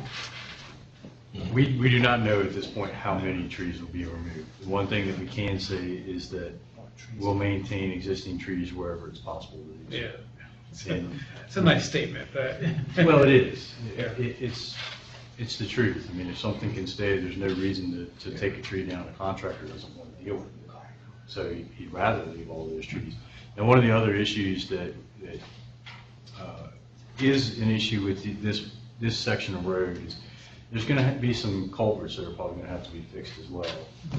They're pretty old. Some of them are in bad shape. So that's part of this contract, that the design builder will be required to go in and analyze each one of these existing, whether they be box culverts corrugated metal, whatever they are, and make a determination, prove to VDOT that they're okay, we don't need to do anything, or we need to fix this. And if they need to fix it, then we'll have to do it as part of this project. And that, a lot of times, if there's drop inlets in the median, there's trees nearby that may Yeah. cause. Obviously the residents up in that area enjoy the sense of that feel going through the area versus the southern part of US 29 where there is no trees. Yes. I'm just trying to prepare that There expectation. are a lot of trees in the A lot of median, trees. 29. Actually, some of us pay for years it. ago. Under that. 150 to be exact. From Rio to, From Polo Grounds Road to Hydraulic Road is about 150. yeah, well, We were involved there's in a group to help plant this. definitely a deficiency of trees. But my comment is more to the fact of setting the expectations of the public that trees will be coming down. It's not my desire to argue about trees, it's my desire to set that expectation because there are plenty of residents who will voice concerns about that. Well, The if you extension do of that, that then would be, might there be any landscaping requirements after the project's done to replant trees? Well, there could be landscaping requirements as part of this project. Yeah. you have an urban cross-section, right, which means that you have curves on both sides of the median. The median is going to be reduced to, what, roughly Well, 15 feet? it's variable all through this Okay, area. ballpark, 15 feet, But which could is you what happened. plant trees in the median? Yes, depending on what types of trees. The thing that we have to keep in mind is we can't plant a tree that's going to be a safety hazard. Somebody could hit it and die. We don't want that to happen. Small caliper below 4-inch trees is something that So we would we be. recap what happened on 29 when that was widened. We had a similar situation where one side had less humps because it was built later. The original 29 had plenty of humps. There were trees in the median, and they were all removed. And when the job was finished, actually VDOT at one time wanted to just put concrete in the median, so those fought tooth and nail. No, we wanted to have grass in the median, and yes, we wanted to have trees. And we were able to work a deal where the business community picked up 10% of the cost of the trees. The county picked up another 10%, and the state somehow came up through the ICE-T legislation, whatever that was, that they paid for the other 80%. But even if you have trees, but once you raise the grade, the trees are going to die if you want to leave them. So the only way to have trees back, essentially, other than somewhere it just happens to coincide perfectly, the grade and the final grade of the median, most of those trees will be gone. And yes, we did plant a lot of trees. And some of those trees were taken out again when Directory Avenue, or whatever it is, was built for the new shopping center across the post office. They took some of our trees back out. And there's one stretch where there are no trees near where the BB&T bank building is. And the only reason is, at that point, the utilities were just too close to the center line. And the rest of the place, they were to the side of the center line. And we actually had to move the trees to the west a few feet away from the center line in order to miss the utilities and the clearance that they required. It's just historical data. I want to share it. I want to make sure that you do plant more trees as part of the project, and not just leave it. I know you need to take out some of them anyway, but the new one should be planted to median also. Absolutely, and that's something that the Architectural Review Board, I would expect a comment on that. But not only that, I mean, VDOT will be including some landscaping component. We don't know at this point how many trees we would recommend to be planted along this stretch of road. But, we're looking for some input from the Architectural Review Board, from public comment during the design public hearings in October to say, we as a community really want to see trees replanted if they're removed. Maybe it's a statement that for every tree that's removed, a tree is replanted, something like that. But, Let's also think about what might be reasonable for us to get into the Right. RFP. Right. Because that'll be coming out before the public hearing. And that's an important component, Yeah. because if we can get a price on that now, then we don't have to haggle with the design Later builder on, or right. anything later on. It's all worked out, it's in the contract, they're required to do it by contract. Let me make one short suggestion, this may be a little bit far-fetched, but when you do the grade separation, a whole bunch of trees will have to come out. Maybe you can replant them right there. It's a little bit far-fetched, but it may be possible. It may Because be. It Those may be. trees are there, they have grown nicely, and you may be able to replant them. Well, my fear is that. Modern scoop sense that they have, from whatever. Okay, thank you. Just a thought. Yes, sir. I got a question.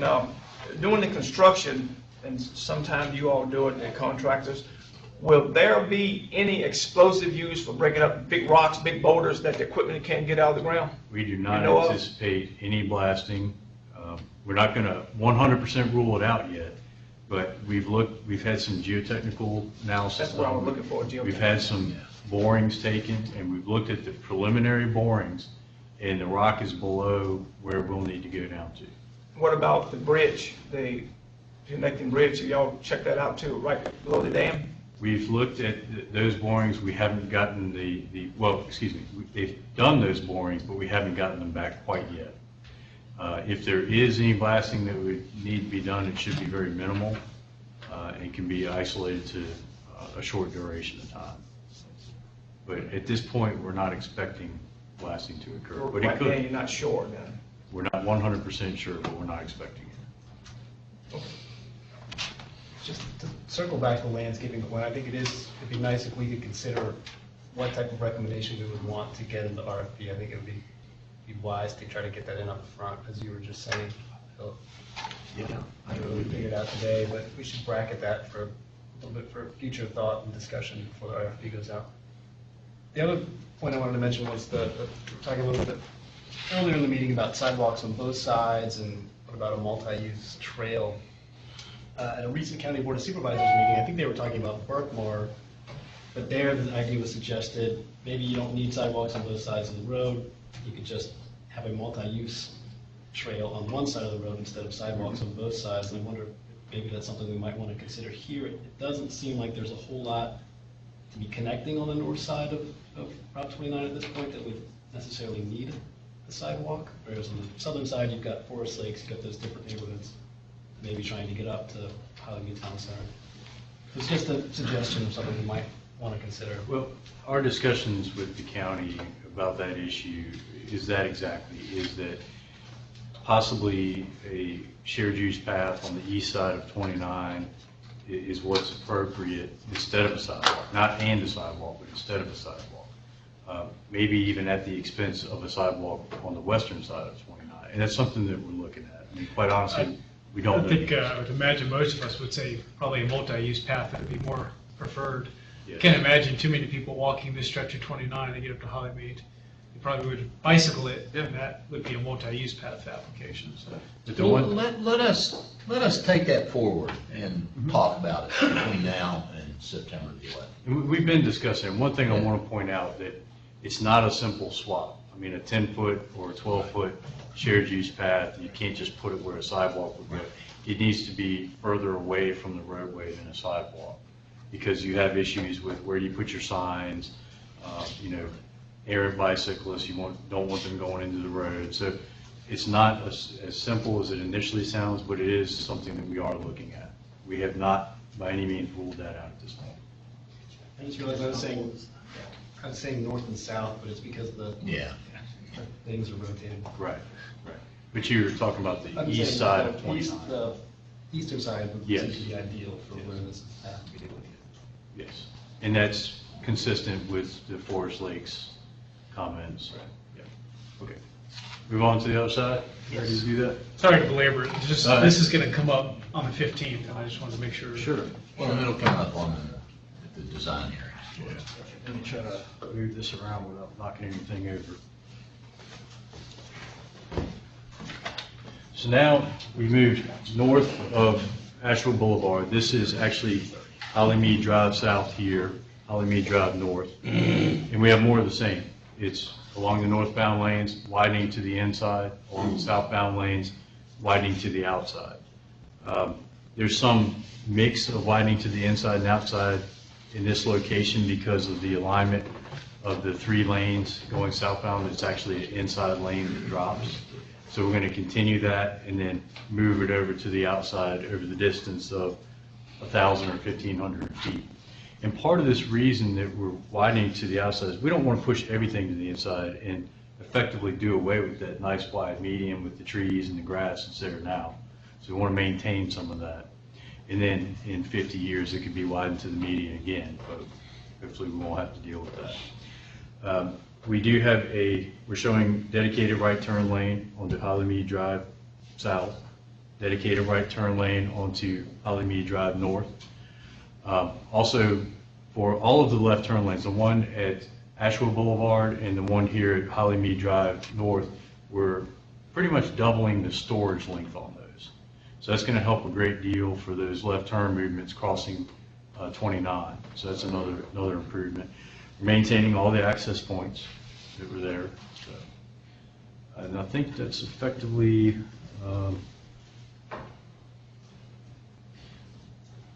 yeah, I think, one other thing that I want to point out is, I think it's Holly Gardens. This is a cemetery here directly across from Town Center Drive. We're minimizing or avoiding any impact to that property. That's another property that we've identified that we really want to minimize any impacts to that. Does VDOT anticipate any speed limit changes on North Floyd County Road on 29 after all this is complete? No, it's posted at 45 now. It will remain posted at 45. We may have a reduction in speed limit during construction for safety purposes, but the idea here is that this is where growth is going to occur in the future. There's some speeding issues here now. Going to a more urban section with curb and gutter, we're hoping is going to act as a little bit of a traffic calming measure, hopefully get people to slow down a little bit, be a safer road overall for pedestrians, bicyclists, and drivers. So any other questions on 29 widening? Just one closing comment. I think your statement earlier about you seeing this as more than just adding a lane to 29. You're fixing the sightline distances, you're adding storage at some of these big turns. I think it's great that you're taking such a comprehensive look at this project and seeing what opportunities are out there that we can knock off with this. Yes, absolutely. I mean, it's more than just a capacity issue. There's a safety issue out there that we need to address. Yeah, I think this is something the community has been looking for a long time. It's going to be a great improvement when that's finished, really will. Good.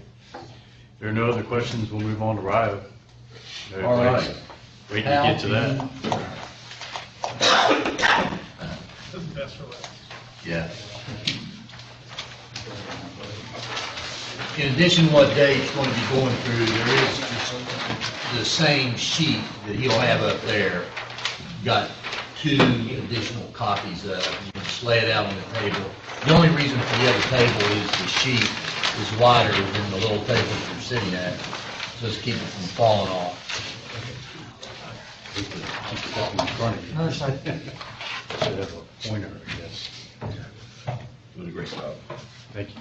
All right, this one's a little more colorful than the last 2. So this is the most recent iteration of the Rio Road grade separated intersection alternative. I will tell you before we get started going through this intersection that we have evaluated 14 different alternatives for intersections, interchange types, very creative stuff, grade separated roundabouts, continuous flow intersections, and everything except for this alternative, which is a form of a tight urban diamond, has failed operationally, meaning level of service is not good in the design year of 2040 or 2037, whatever we're using. Level of service E, F. What we're seeing with this one right preliminarily. So Dave, I just, in a sense, what you're saying is out of 14, 13 of those options don't make it any better. Correct. Right. Correct. Okay. And we're really running out of options or have already exhausted options. Obviously, we're not going to build a cloverleaf interchange here. Operationally, that'd be the best thing we could do, but it doesn't make any sense in this location. So we really have narrowed it down to this one alternative, tight urban diamond. We're looking at design year level of service. And level of service comes from a measure of delay. How long does it take me to get through this intersection of C or D in the design year, which we feel for this is about as good as we can get. And we think it's performing well. Now, a couple of the key features of this is a depression of 29 beneath Rio Road, just like some of the images you saw from the first panel. There's about 2,000 feet of retaining wall section. So as you approach it, you'll be kind of dropping down to go underneath Rio for about 2,000 feet in length. So here we have, let me see here. This is the second entrance along the south to the mall, not the primary entrance down here, but the second one. Berkmar Drive coming in this intersection. One of the things that we are thinking about, before I forget, is opening this up as a left turn movement during construction to offer an alternative route. You know, local traffic that knows Berkmar, they know where it goes, it comes out on Woodbrook, they can get back on the 29. It will relieve some of the congestion off of 29. So that's one thing that we're looking at doing. And then once construction is complete, returning that to its original condition. I also mentioned to Dave, the fire station that's up on Berkmar is going to need access to 29 North as well. Yes. So that was kind of the same idea, is to open up that median temporarily so that they could have immediate access to go north. Yes. It'd be nice if it stayed open. When Berkmar is extended, you can get all the way up. But you need another traffic light to do it. Yeah, we don't know that we want to introduce yet another signal in that location, but. It does make sense. And again, that's something that the county may discuss later. Well, we're on Berkmar, and I forgot to ask this originally. Will there be any changes on Berkmar from 29 to Rio Road West? Starbucks to just past the fire station? We've discussed improving that road, maybe doing some alternative striping, a little bit better layout to facilitate movement of traffic through there. We're not planning on widening that road at this point as part of this project. Is it slated for repaving anytime soon?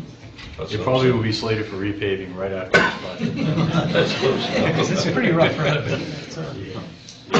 Yeah, we've discussed that too, and that's something that we're looking at. But those are things that we also can add to the contract.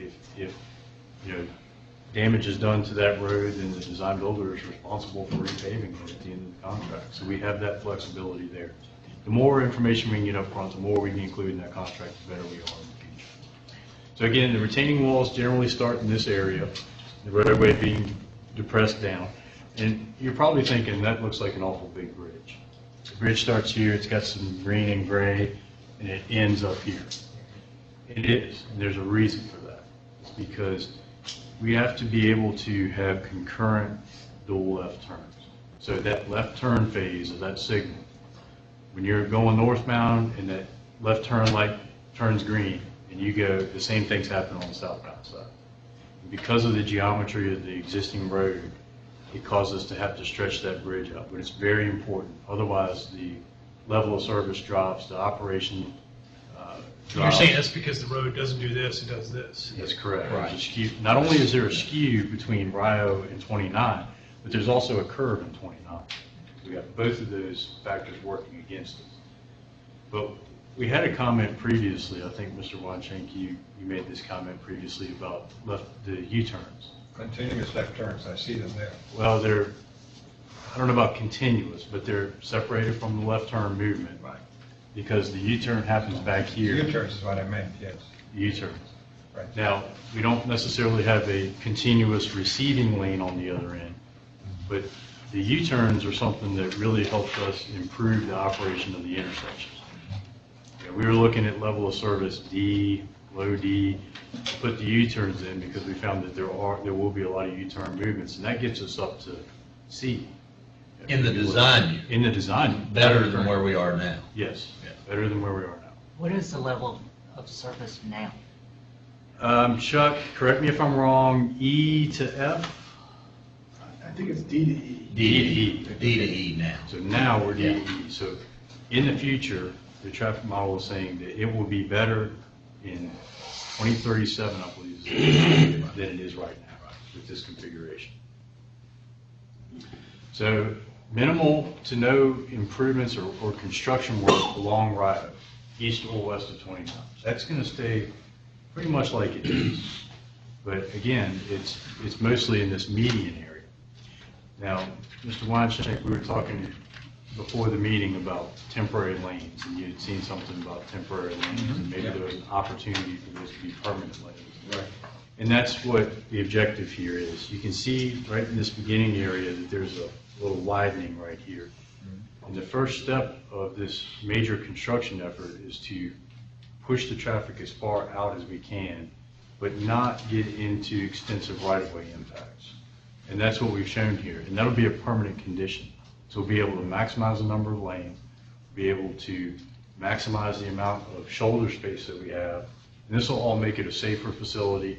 We all know that when you're driving right up against the barrier wall, people drive slower. People increase the space from the car in front of them. So it'll help it operationally to have these features. Now, you've probably heard some rumors that there's going to be massive right-of-way impacts. Well, there's not. There's no total takes. In fact, there's not a single parking space that's taken as a result of this project. Except for all the equipment that's going to be laid down somewhere. Well, maybe, but they'd have to pay somebody to do that. If somebody. It's a fair conversation to have. Correct. And there might be some temporary impacts, but. Yeah, imagine those vastly empty one parking thing- lots might be a good option. The county doesn't own them. The one thing that I have trouble understanding, among a couple other things, is on the west side, I only see 2 lanes for a very long section. Here. Correct. That's correct. Well, there's 4 lanes. There's 2 local lanes and there's 2 through lanes. Yes. There's 4 lanes now. But I assume you're going to be digging all 4 lanes in the trench. You're going to make that trench, you're going to dig it in one pass, Yes. right? So while you're digging there, you only have 2 lanes based on this drawing. Well, we're looking at some options of how we can maximize the use of lanes. We're not quite done with that yet. Remember, this is conceptual. That's where I see, a major roadblock unless you solve it by some means.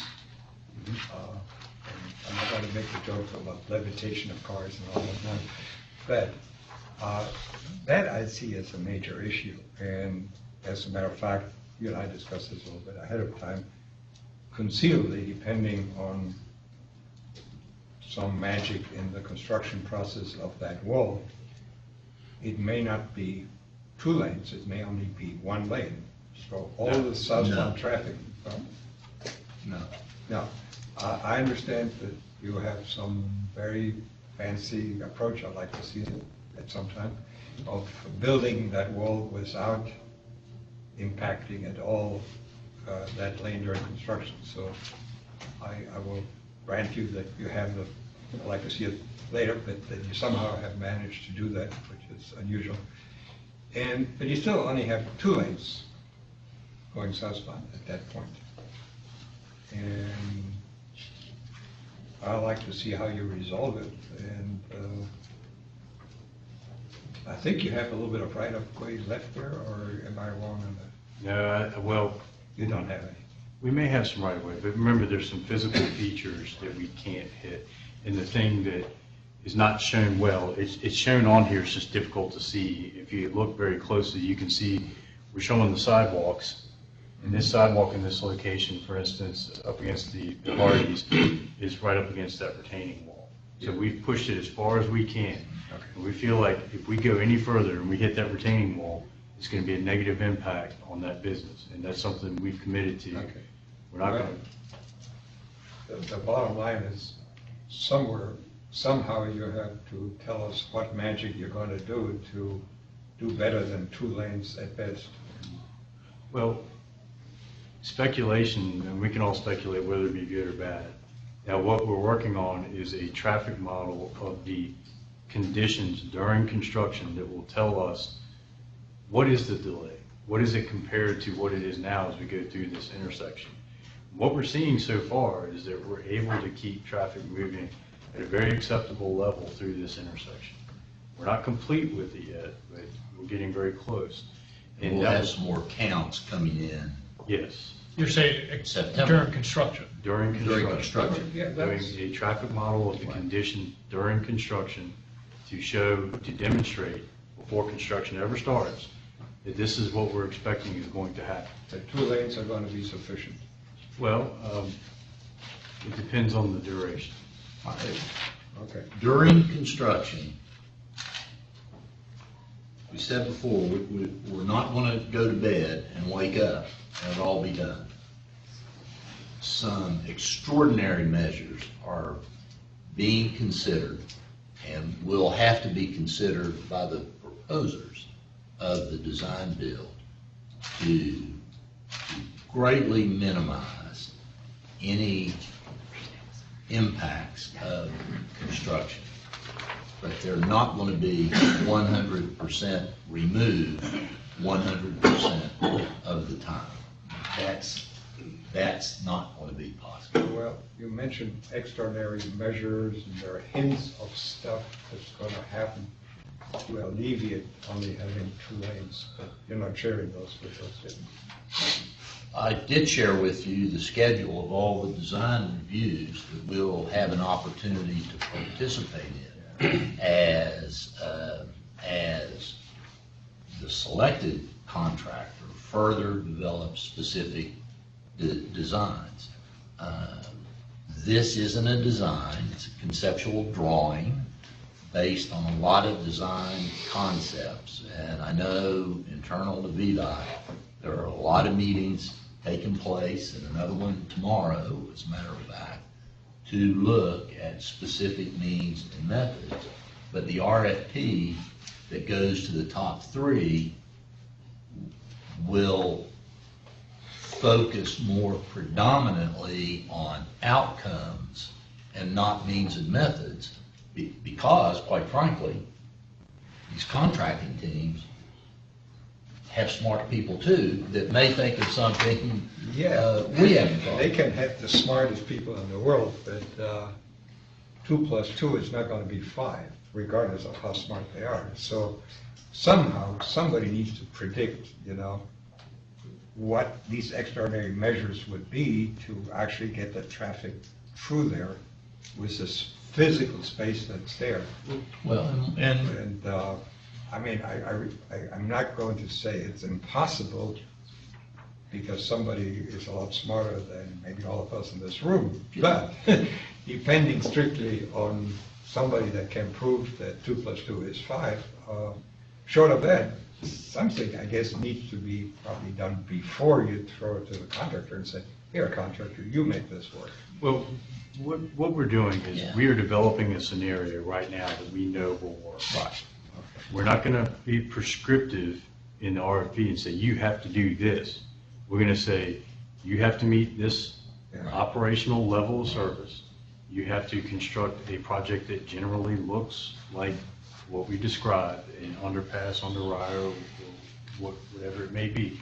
But we're not going to prescribe their means and methods, because they may come back with a solution that's better than the one that we developed. And we're not going to tell them in advance what we think works. Okay. Not necessarily, but we know So we you're have a keeping plan. a rabbit in your hat somewhere. So you'll compare after Yeah. they propose, you'll compare it to what you have and then say, oh, wow, they were smarter. Or, hey, you know what, it doesn't. Yeah. I mean, but we have to get to that point. We believe it's the art of the possible until it's demonstrated otherwise. 2 plus 2 may not equal 5, but 2 plus 2 may not equal 3 either. Yeah. Right? I mean, Right. so It's the same issue. we just need to see it. Have you built an intersection like this before? Have I? Has VDOT? Yes. In Hampton Roads, it was the bathtub project. It was a very similar project. And how long did it take? I don't know the answer to that question. I don't remember. Okay. And actually, it was probably more difficult because there were significant utilities coming through there. There was a major gas distribution facility, but it was rather fast-paced. We're trying to beat that goal. Now, somewhere in the material that you've been feeding us, I saw a reference to temporary lanes. The reference that you saw was a discussion about widening out, which we've shown here, and having those be temporary lanes and going back, abandoning those temporary lanes in the future.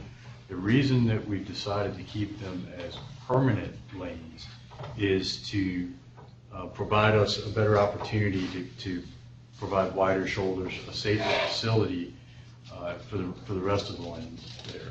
Okay, so for right now, you don't foresee any temporary lanes? Well, we've made a commitment not to negatively impact any of these businesses to the point where there will be economic hardship. If we take out the front row parking, for instance, at Hardee's, Yeah, I understand. that's a big the issue. problem. The issue is there are no temporary lanes on the table at this time. No. Because somewhere I read, well, start the construction of temporary lanes, and what you say is also the other lanes on the east side. Okay. Which are now not going to be temporary. Correct. Okay, we're on the same Yeah, I page think on that. And quite honestly, what we've shown here is we've used all the available spaces we have. There's no other area to provide a temporary lane that would not either require extensive cost or negative impacts to a business. And again, that's a commitment that we made, is not to have those negative impacts. And with regard to turning movements, we're replacing the turning movements, specifically the left turn movements that are the heavy movements in this intersection in the future, full left turns, which is not an easy thing to do, but we've done that. We've got pedestrian facilities here. We're maintaining all the sidewalks. We've got crosswalks across the intersection. Yes. On that point, I noticed there's not a crosswalk on the southern half. Can you speak to that? That's correct, and we haven't shown one yet. We're going to look for an opportunity to include one. We have some challenges. I know you can't see it where you're at, but the stop bar locations are rather far off.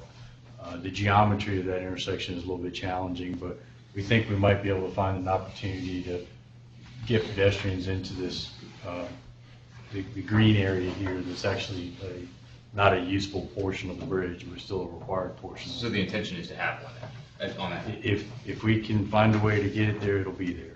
But if not, then we have 3 quadrants so that a pedestrian could get anywhere within that corridor that they needed to. They have an opportunity to.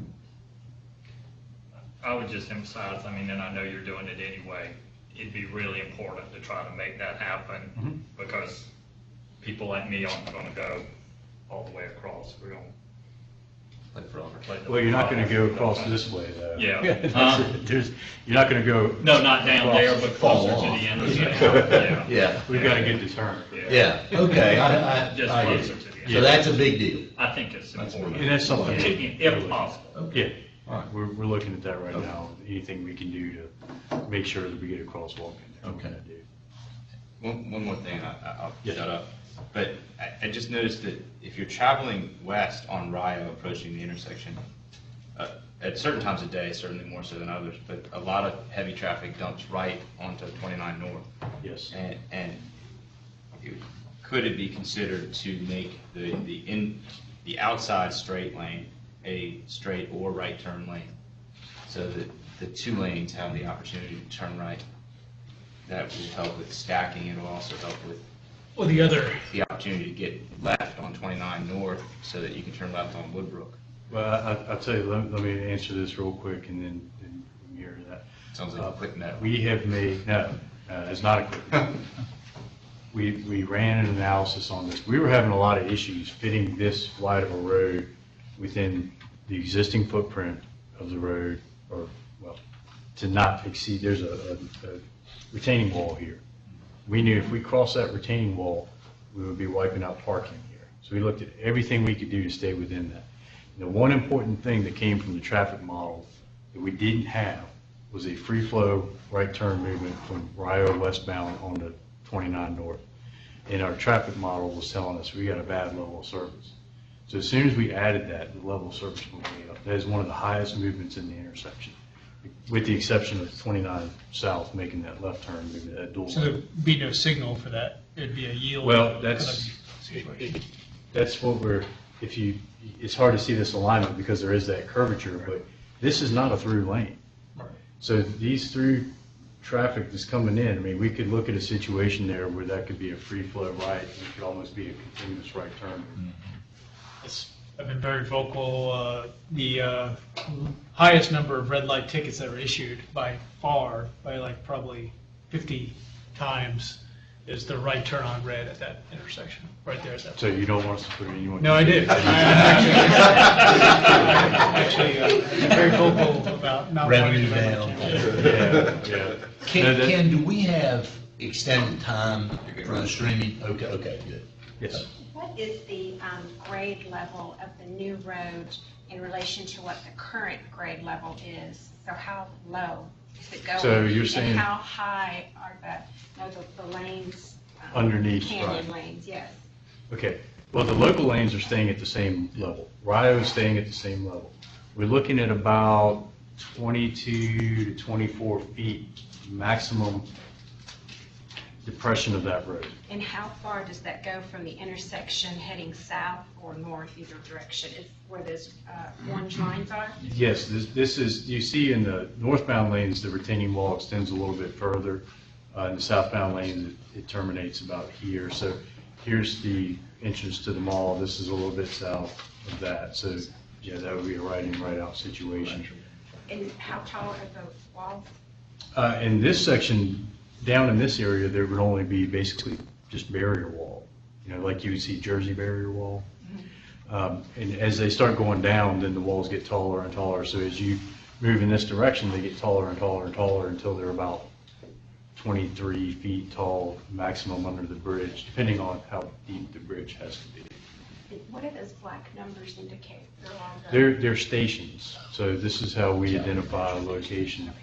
So you see the 50, 51, that's 100 feet in between those two numbers. Yes.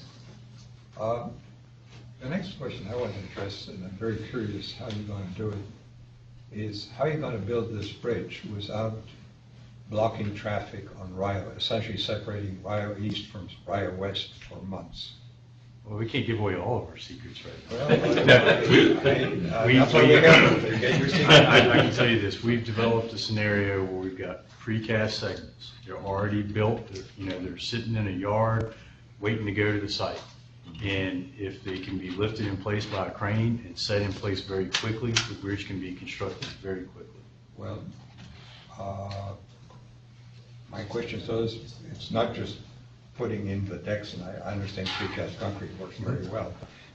However, you got to dig first, build the abutments for the bridge, then you put those concrete pieces on there, which means that if I understand it right, you're just going to cut off Rio West from Rio East for months?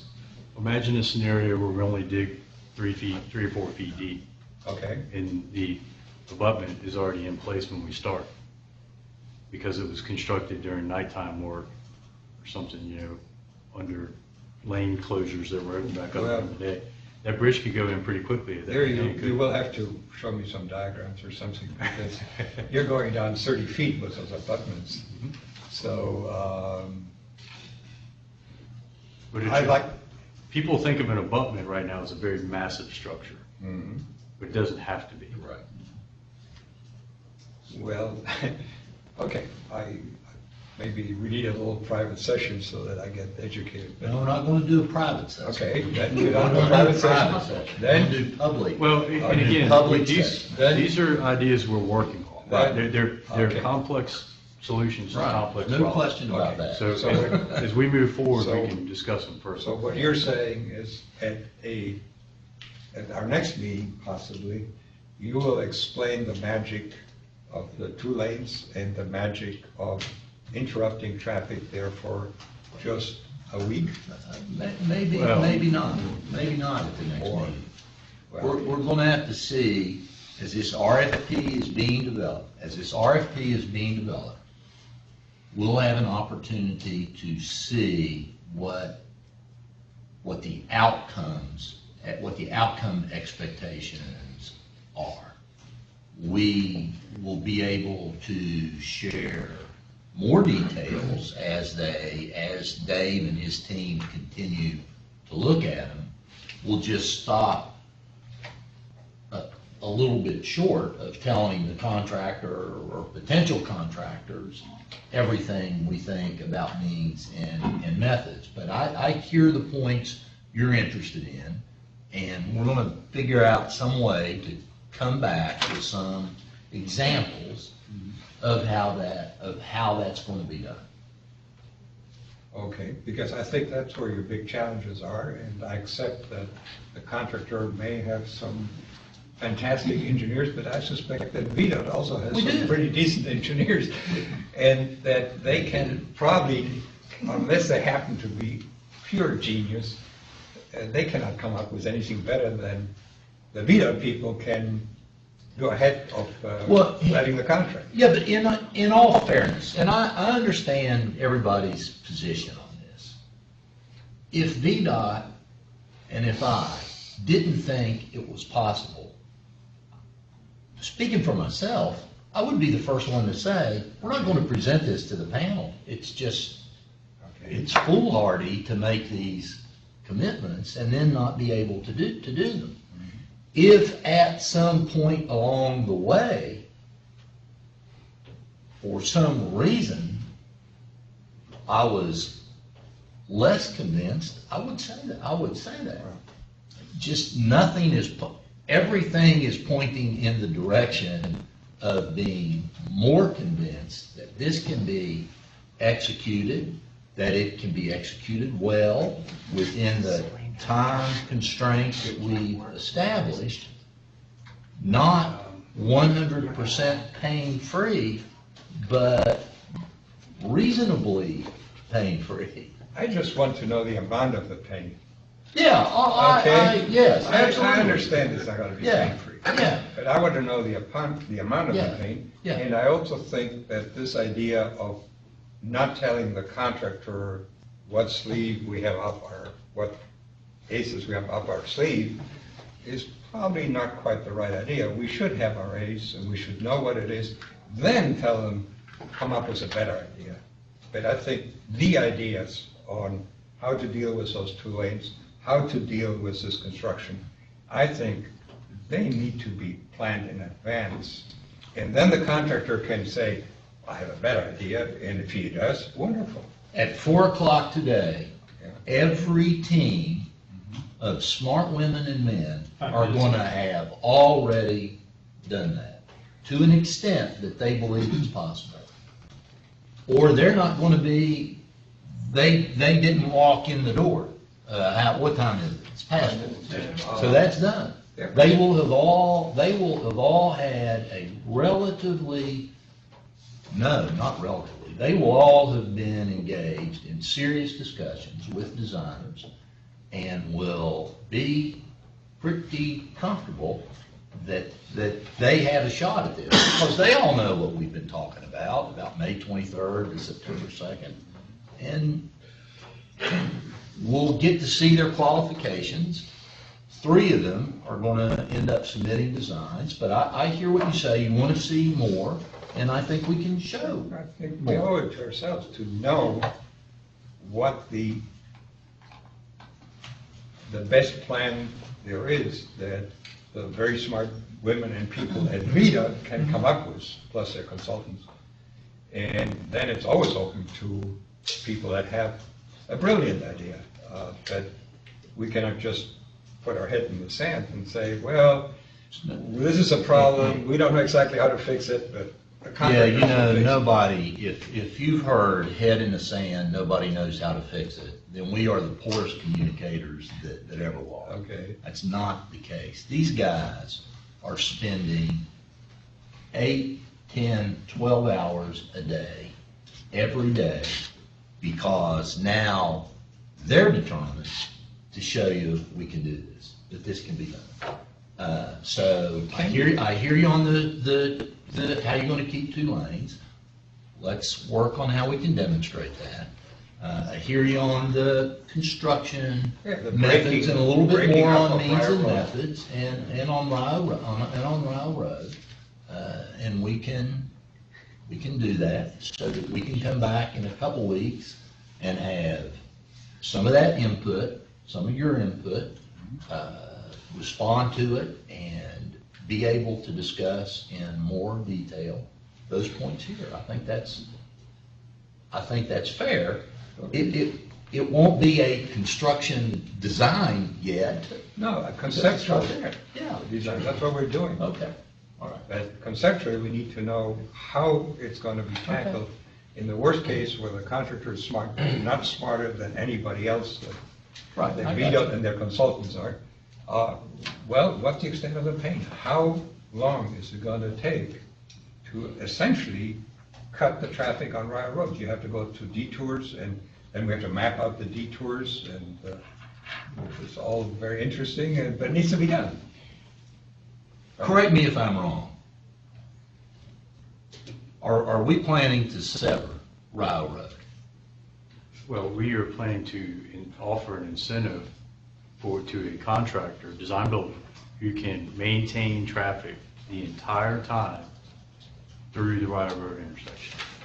Well, when the contractors asked questions and you answered it, somebody wrote that there were going to be detours and that all you would have was right turns here, right turns there, and detours. Well, during the construction period. I read that. Right. Now, what You did did. it mean? Question 8. Question number 8. Wonderful. You're Question, really nu- a question great number man. 8. And So- that answer generated a lot of interest. Yes. And a lot of work has been done since that answer was given to question 8 on August the 14th. Okay. And now we think we know a little bit more than we did on August 14th. Well, I'm glad. Just share it with us, will you? Well, We'll do that. we just discussed a detour. It may not be, some of these detours may not be signed detours. It may be, this roadway will reach equilibrium because local traffic, they know all the cut-throughs. They know, okay, I can use Berkmar, I can go down to Woodbrook, and I can come back to 29. That's gonna pull numerous cars off of 29 that aren't in the traffic that's gonna be approaching this intersection. That sounds a little bit like fail to plan, plan to fail. I mean, now we're going on, well, the people are smart and therefore they'll find their own detours. No, I don't think that's fair. You know, I use that intersection, going southbound, making the turn into Ryle Road on a regular basis. If I cannot do that one, well, okay, I have my own ideas, but not everybody is that familiar with the local roads, and they still should be able to get where they need to go. So you will have to have marked and designated detours. If it comes to need a that. detour, Yeah. we will. Absolutely. But one thing we're not gonna do is put up a bunch of signs that encourage people to go through neighborhoods. Cut through neighborhoods. So No, we that's have to why be you have to careful plan them. as to what's a detour and what's not a detour. Because if you don't plan it and don't mark them, then people will take some detours to some neighborhoods that already know who they are. At least I know one of them that will raise a lot of hell. So, yes, that's part of what needs to be done. Okay. Yes. Just making sure I've got a clear understanding. So the plan right now would be, this would be the design concept that would be prescribed as part of the RFP. Not necessarily prescribed. All right. If there is something that we do not want the design builder to do, say, we know that this has to be a separated grade intersection of some sort, and we say it has to be a separated grade, you can't come back with some crazy reconfiguration of the intersection that you might be able to pull a model that think works, but really doesn't. But we're not gonna say, you must build this. We're allowing them to come back with some. But you're saying y'all have run through 30-something concepts already, or how? 14. 14, excuse me. And this is the only one so far that has generated a satisfactory level of service. That's correct. But saying, so I guess the way you put it then in the RFP is, this is one way we've seen you can do it. If you've got a better way, we're listening. We would certainly entertain, if a design builder came back with a alternative that was better operationally and from a construction perspective than this, absolutely. I mean, that's what we're here to do. But not if it takes the SunTrust bank. Right. Well, that's, I Right. think this is kind of getting, I'm going to Yeah. look where Henry is too, in that we're talking about defining the expectations, as far as the RFP. You've got a minimal acceptable level of service, both after construction and during construction, and making sure we understand what those are. What does the traffic during construction model provide, if not an exact vehicle count, because we have an idea what the vehicle count is now, but what the percentage of vehicle count is during construction? I don't know the answer to that question right now, but we can get that. Now, one thing we are doing is, the model right now is based on 2010 data. Next week, I believe, the traffic counters are going out to pick up fall data. We'll have even better data. But we can, so you're saying, what percentage of traffic? Well, you're saying traffic's going to flow, but how much traffic is flowing during construction versus what is flowing now without You're saying the construction? number of vehicles that pass through the Right, intersection right, now type of number, versus yeah, during put it in the construction? model. Yeah. We will check that in the model. Get back to you on that. What is the depth again of the express lanes underneath the Rio Road Bridge? You said 24 feet, I thought. And why does that have to be so deep? I mean, the truck's only 13.6. The clearance requirement is 16 feet, 6 16. inches, minimum. So we From can, the bottom of the from the structure. bottom of the bridge. So if the bridge were 4 or 5 feet thick, the actual structural components, then it would be more than 16 feet, 6 inches. Mr. Nunley asked me if I would run through the way the traffic flows through this intersection once it's completed. Is that what you're asking? Okay. It's very similar to the way the traffic flows now. And I can tell there's a lot to look at on this diagram. I'll have to turn this just a little bit. But we see that we've got 4 lanes approaching the intersection. Now, the first new thing that we have is this U-turn movement here, which separates the U-turn movement from the left turn movements, which is good because the left turns can pull all the way up here. So if somebody who's sitting back here in traffic, they can just hit this U-turn and go, and not have to wait on the 3 or 4 cars in front of it. We are maintaining dual left turn lanes in both directions on 29, both southbound and northbound. So you can turn from northbound 29, dual left turns to Rio Road westbound, and vice versa from southbound 29 to Rio Road eastbound. There are 2 through lanes here. So those go all the way through the intersection. There are 2 through lanes on 29 south. So in both directions, 2 through lanes on the local lanes. 2 through lanes in each direction on the through lanes going underneath Rio. They will not have to go through any sort of traffic signal. There will be traffic signal, obviously, on the local lanes. And then we have a right turn lane here, which is a shared through right. One of the interesting things that we found about both the southbound and northbound right turn movements is whether it was a shared through or a dedicated right made no difference to the delay. We were a little bit surprised by that, but it saves us some right of way. It allows us to fit more improvements within the footprint of the roadway. So that kind of covers the 29 movements. We're replacing all the movements that are there now, and we're just doing it more efficiently.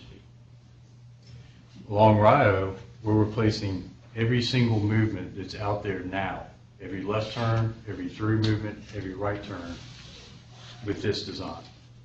So in each direction, we have dual left turns, we have 2 through lanes, and dedicated right turn lanes.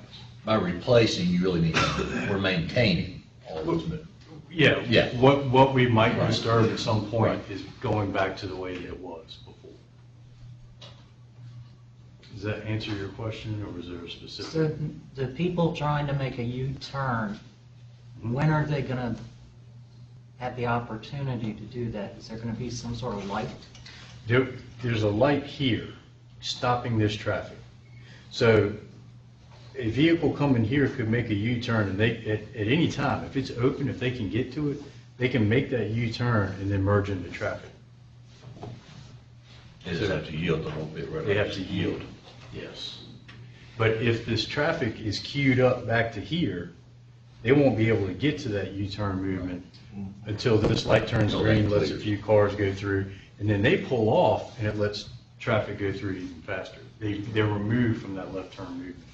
Because if they were up here making this U-turn, you've been behind people making U-turns before, it slows everybody down. So get them out of the way, let them make their own movement, and everything flows through faster. Do you know if U-turns allowed there now?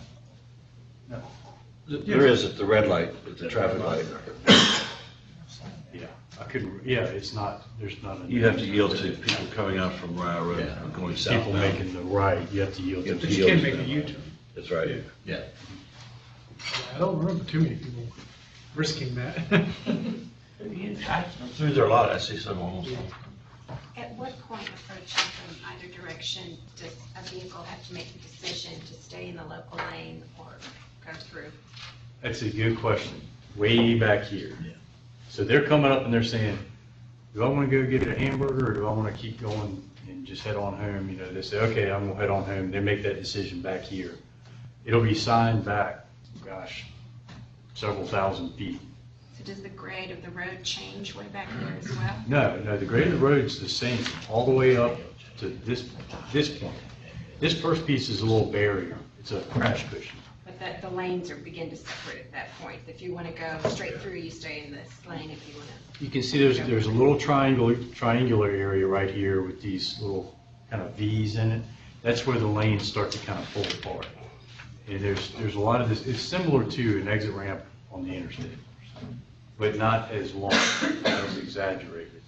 But there's nothing preventing a vehicle at this point from making a decision, wait, I need to be over here, and going across that. It's just markings on the pavement. And will the existing median stay in place in those areas? You can see here, this is the existing median. This is, right. That will stay in place up to about this point. Okay. And then that's where, some degree of change has to start happening. There are five folks from the panel that have a 5 o'clock meeting. Well, not all the panel. Well, I'm sorry. Including some of the audience.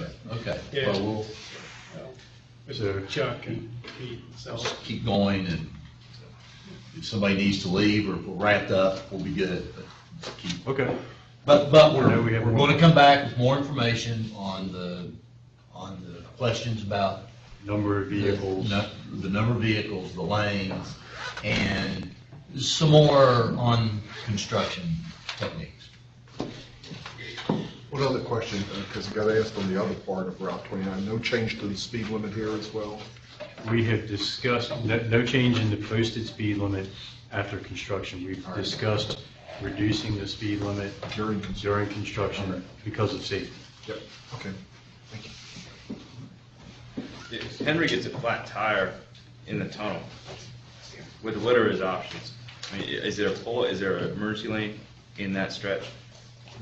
That's a very good question, and the reason why we've pushed this out as far as we possibly can is to provide enough shoulder through that depressed area, whether you call it a tunnel or a depression in the bridge, so that tow trucks, emergency vehicles can use that shoulder so that if there's something occurs underneath that bridge, somebody can get to it. Someone can pull over out of traffic. Can pull over out. A breakdown lane, Yes. essentially. That's excellent. That is really excellent. Yeah. And that's north and south, on both Yes. sides? On the outside shoulder. And that That's distance about 500 feet, right? Maybe a little short of 500 feet.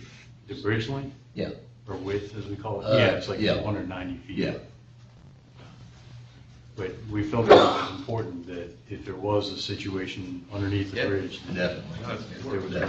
I'm not an engineer. Are these markings, I think, Philip, you said they were 100 feet, 53 to 54? Yeah, 52, 53, So those are roughly 54. 100 feet in length? It's just an address for the engineer. I understand, I'm just looking at it. Yeah, yeah, but it's helpful. I to- 100 feet apart. Yeah, 100 feet apart.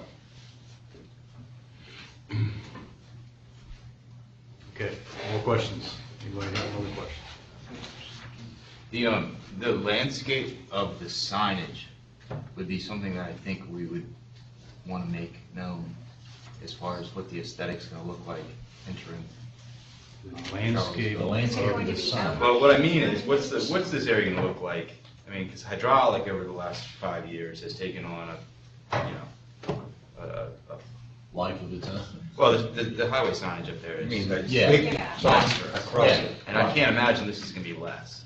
And I just think that we should all be aware, I would like to see what that is going to look like. I'm sure you have models that show spacing and things like that. Yes. You're going to have to get signage thousands of feet north, thousands of feet south. And probably similar kind of bridging across the roadway. Well, we will not be suspending signs from the bridge structure. No, That's- bridging like the one that is, if you're Oh, going overhead southbound. sign structure. Building a cross member. Oh, overhead sign structures. Yeah. We're not planning on an overhead sign structure Yeah. at this point. You're not planning it? No. But we'll get to see plans and proposals and designs for signing. But those are VDOT specs, right? I mean, the They sign. are. is Yes, VDOT. they are, yeah. That's not Yeah, the they are. design. Yeah, that's not make it up, yeah. No, you're right. Yes. I got a question, probably expensive be too much, but with some of the utility poles that you all are talking about relocating, did the thought maybe come across VDOT about putting those lines underground, like some cities? Well, electric, right? Electric, Well, yeah. there's a hodgepodge of utilities out there. There's electric overhead, and there's also some other utilities on those poles. We That are. would eliminate all the poles and, it's kind of bad, actually. Well, we're in discussion with the utility owners right now, and we're envisioning that if we relocate utilities, they go underground. A lot of those lines are gonna come off those poles because they're telecommunications, and if there's a conflict, we're relocating them, we're gonna put them underground. We're not gonna leave them up in the air. But with Dominion's poles, they're outside of VDOT's right of way. I mean, that's their pole, quite honestly, their decision as to whether or not they wanna leave it in the air or put it underground. So we're gonna make every opportunity to put utilities underground, but we may not be able to guarantee that everything will be underground. We can't dictate to Dominion what they do with their own poles. So we're hoping, most of the Dominion poles are well outside of the roadway, and that we won't have to relocate those. There's gonna be some relocations, the ones that cross 29, but the ones, and Dominion did that years ago specifically because they expected 29 to be widened. So they're outside right of way. Thanks. Sure. Any other questions? I've had my doubts about this project since the first time I heard of it, but these drawings have been very, very helpful today. I think you gave a great presentation. Thank you. I'm impressed tremendously with the first two that you brought, the Burkmore widening. This opens my mind to something I didn't realize was feasible, but if it works, if this is going to do what you say it's going to do, it's going to work very well. And I just want to say thanks for all the work that this presentation provided us, because it's very helpful. Thank you. You're welcome. Chuck, thank you. Thank you for saying, because I've known David for a while, and we actually worked together for same company for a while. I had no idea he was going to be assigned to this project or go to work for VDOT at all until we started. But I'm very sincere when I say I think one of the best things we did is put 6 people from the business community that were recommended by the chamber on this panel that have hard questions and serious doubts. And your questions, not to dismiss the other 6, but your questions at all, but your questions, all of you, your questions and your doubts and concerns are driving this VDOT team like nothing I've ever seen before. And it's going to be good for the Commonwealth in a whole lot of different ways, because this isn't the last project these guys are going to work on. I said I know Dave is spending 8, 10, 12 hours a day. I know that because I feel like I'm talking to him 8, 10, or 12 hours a day, and the team he has behind him. The chief engineer of VDOT, who has 60-some thousand miles of road to be responsible for across the Commonwealth, is probably spending a whole lot more time on this project than John or Dave wishes he was spending on this project. This has a lot of people's attention, and we've made some big commitments to you all because we know about your concerns, and not just yours, other business people, other people in the public. It's been very helpful. It's been very helpful in that you've got a group of folks sitting around talking about solutions and not what all the problems are. But you have to know what the issues and concerns are before you can come up with the solutions. We're going to figure out an appropriate way to share more information on designs, means, and methods, and also on what you said, Henry, is what we've been talking about on the communication side, is just tell me when it's going to hurt and how bad. Because, you know... For how long? And for, yeah, when, how bad, and for how long. And if you say that and then do what you say, people are pretty decent about putting up with that. I think Zion Crossroads was probably an example of that, John. I'm guessing where the district got a lot of questions and concerns, but you did a good job of keeping people tuned in.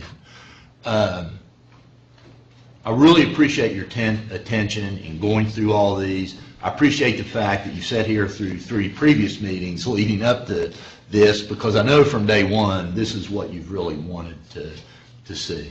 When I'm finished, I'm going to keep working, and please know, or you can ask Dave about this. I make sure your issues and concerns are represented to this technical team. I'm not going to let a comment go by without making sure we vet it thoroughly. Sometimes we're going to come back and say, you know, we're not building a 4-lane bridge, but we're buying 4 lanes of right-of-way. But we're going to keep doing, we're going to keep going through these exercises. When we get into next year, it's even going to be more intense, I think, and that's a good thing. That will be a good thing. If there's no more on the concepts, we can wrap up so you guys can do what you need to do. Another meeting. Our next meeting is September go to another meeting. Our next meeting is September the 11th, back here at 2. Are there any particular agenda items that you would like to see at the next meeting, besides the ones we know about coming back and bringing some more information here? The next meeting will be still a week before the Berkmar location hearing meeting. We'll know who the teams are by then that have submitted statements of qualifications. Do we have an action on the aesthetic team? Mark was going to talk. Yes, about ARB. I'm going to get with Mark. David and I are both going to talk with Mark, and then we'll circle back to you on the architectural review board. So there may be one item that I'm a little bit curious about. Okay. That's Hillsdale. Okay. I understand that project is a little bit complicated because you have to get right away from the federal government essentially and stuff like that. However, there could be a section built virtually right now, which is from the shopping center out to a hydraulic road, because it's already built on hydraulic road. It's the shopping center is already there, and all you have to do is really build a road to an existing parking lot that is probably only like 600 feet long, and that may alleviate a little bit traffic. Okay. And I I'll- wonder if it can be discussed. I knew Jim was not going to be here today. He told me that in advance. I'll tee that up with Jim and ask him for. It's not a major thing. for- but I yeah, think no, it's an I got you. opportunity Yeah. to maybe just do at least that. Okay. quickly, Okay, if well, let's circle back to Jim on And that. I'm just curious, I don't need to know the names of the companies that replied today, but, or responded today, but just how many there were. I'm curious, Oh, if there were I- 20 or 5? I want to know. You know, if you can email that to us. Okay, we know, there were 5. There were 5, There were okay. 5. There were 5. Do we know who? Yes. I'm sure we do. Yes. Shirley. Dewberry is their engineer. Okay, Shirley and with Dewberry as their engineers. Yes, Lane and Corman have a joint venture, RK&K is their engineer. Lane and Corman with RK&K as the engineer. Skanska and Branch have a joint venture with JMT as their engineer. Skanska Branch with JMT. There's a meeting I need to cancel because I was supposed to meet with JMT.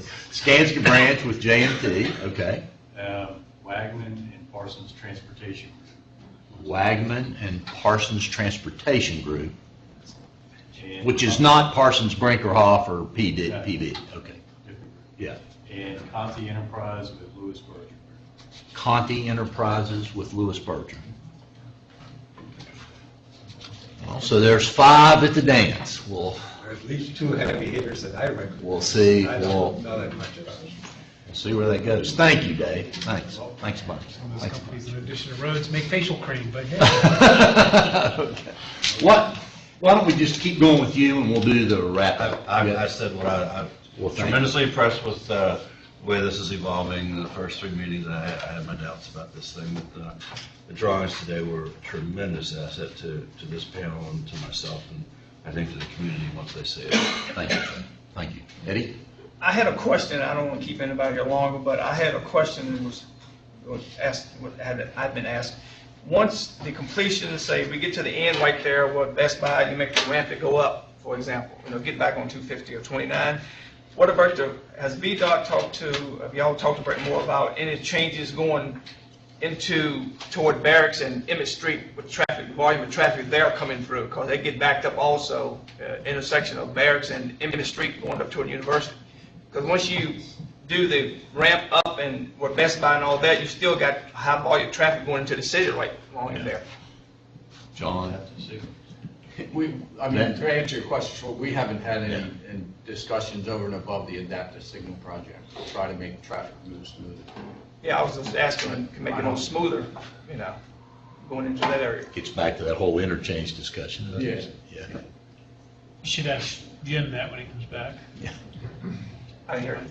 Ask Jim when he comes back, 'cause he would have a better idea probably any ideas that are in the hopper. That's it. Okay, thank you, Eddie. Morgan? I think Chuck said it as well as could be said. Reiterate his comments and appreciation for the hard work you guys are doing. Chip? Great. Pete? I think today was great. I think these drawings have been very, very helpful, as Chuck and everybody else has reiterated. I think the bar is set high. I mean, now, this level of detail and discussion, and we need to maintain that throughout. A lot of times, the architectural and the preliminary drawings, there's a lot of things fall through, and it's our job to keep that bar up. Yes, it is. But I appreciate it today. Thank you. Well, I feel a little bit guilty that I keep up these guys at night, 7 days a Don't- week. don't feel guilty.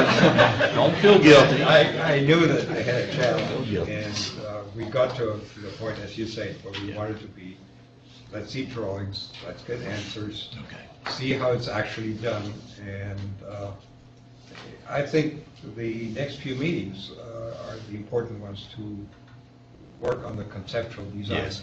Down the road, unless the contractor throws in some extraordinary ideas that are very different, that require some, reanalysis of the whole thing, I suspect that it will be more and more detailed stuff that would be kind of boring. Like where the reinforcing bars are, and how many, and, I know how this works. Oh, Look, trust I me. mean, Yeah. nobody Yeah. wants to really see them. No. So I think this is, starting with this and whatever modifications to this, I think that's the important part, that there is a plan, and sure, it's not cast in concrete, but overall, it's, whatever they do is within the plan, Yes. within the conceptual drawing, so that's why I think it's important. Okay. The next few meetings are going to be important. They will be. They will be. Karen? Just again, thank you for the drawings. It's all of them. They were very thoughtful and well explained, so that was very much appreciated. And the information going forward on the model for what we can expect during construction. Okay. Okay. Thanks, Karen. Brad? John? I would like to thank David also. I thought he did a great job today. But I'm with Henry. Part of being on this panel is that we're supposed to be able to tell fellow business owners that this is going to work. Right. And I don't know that yet.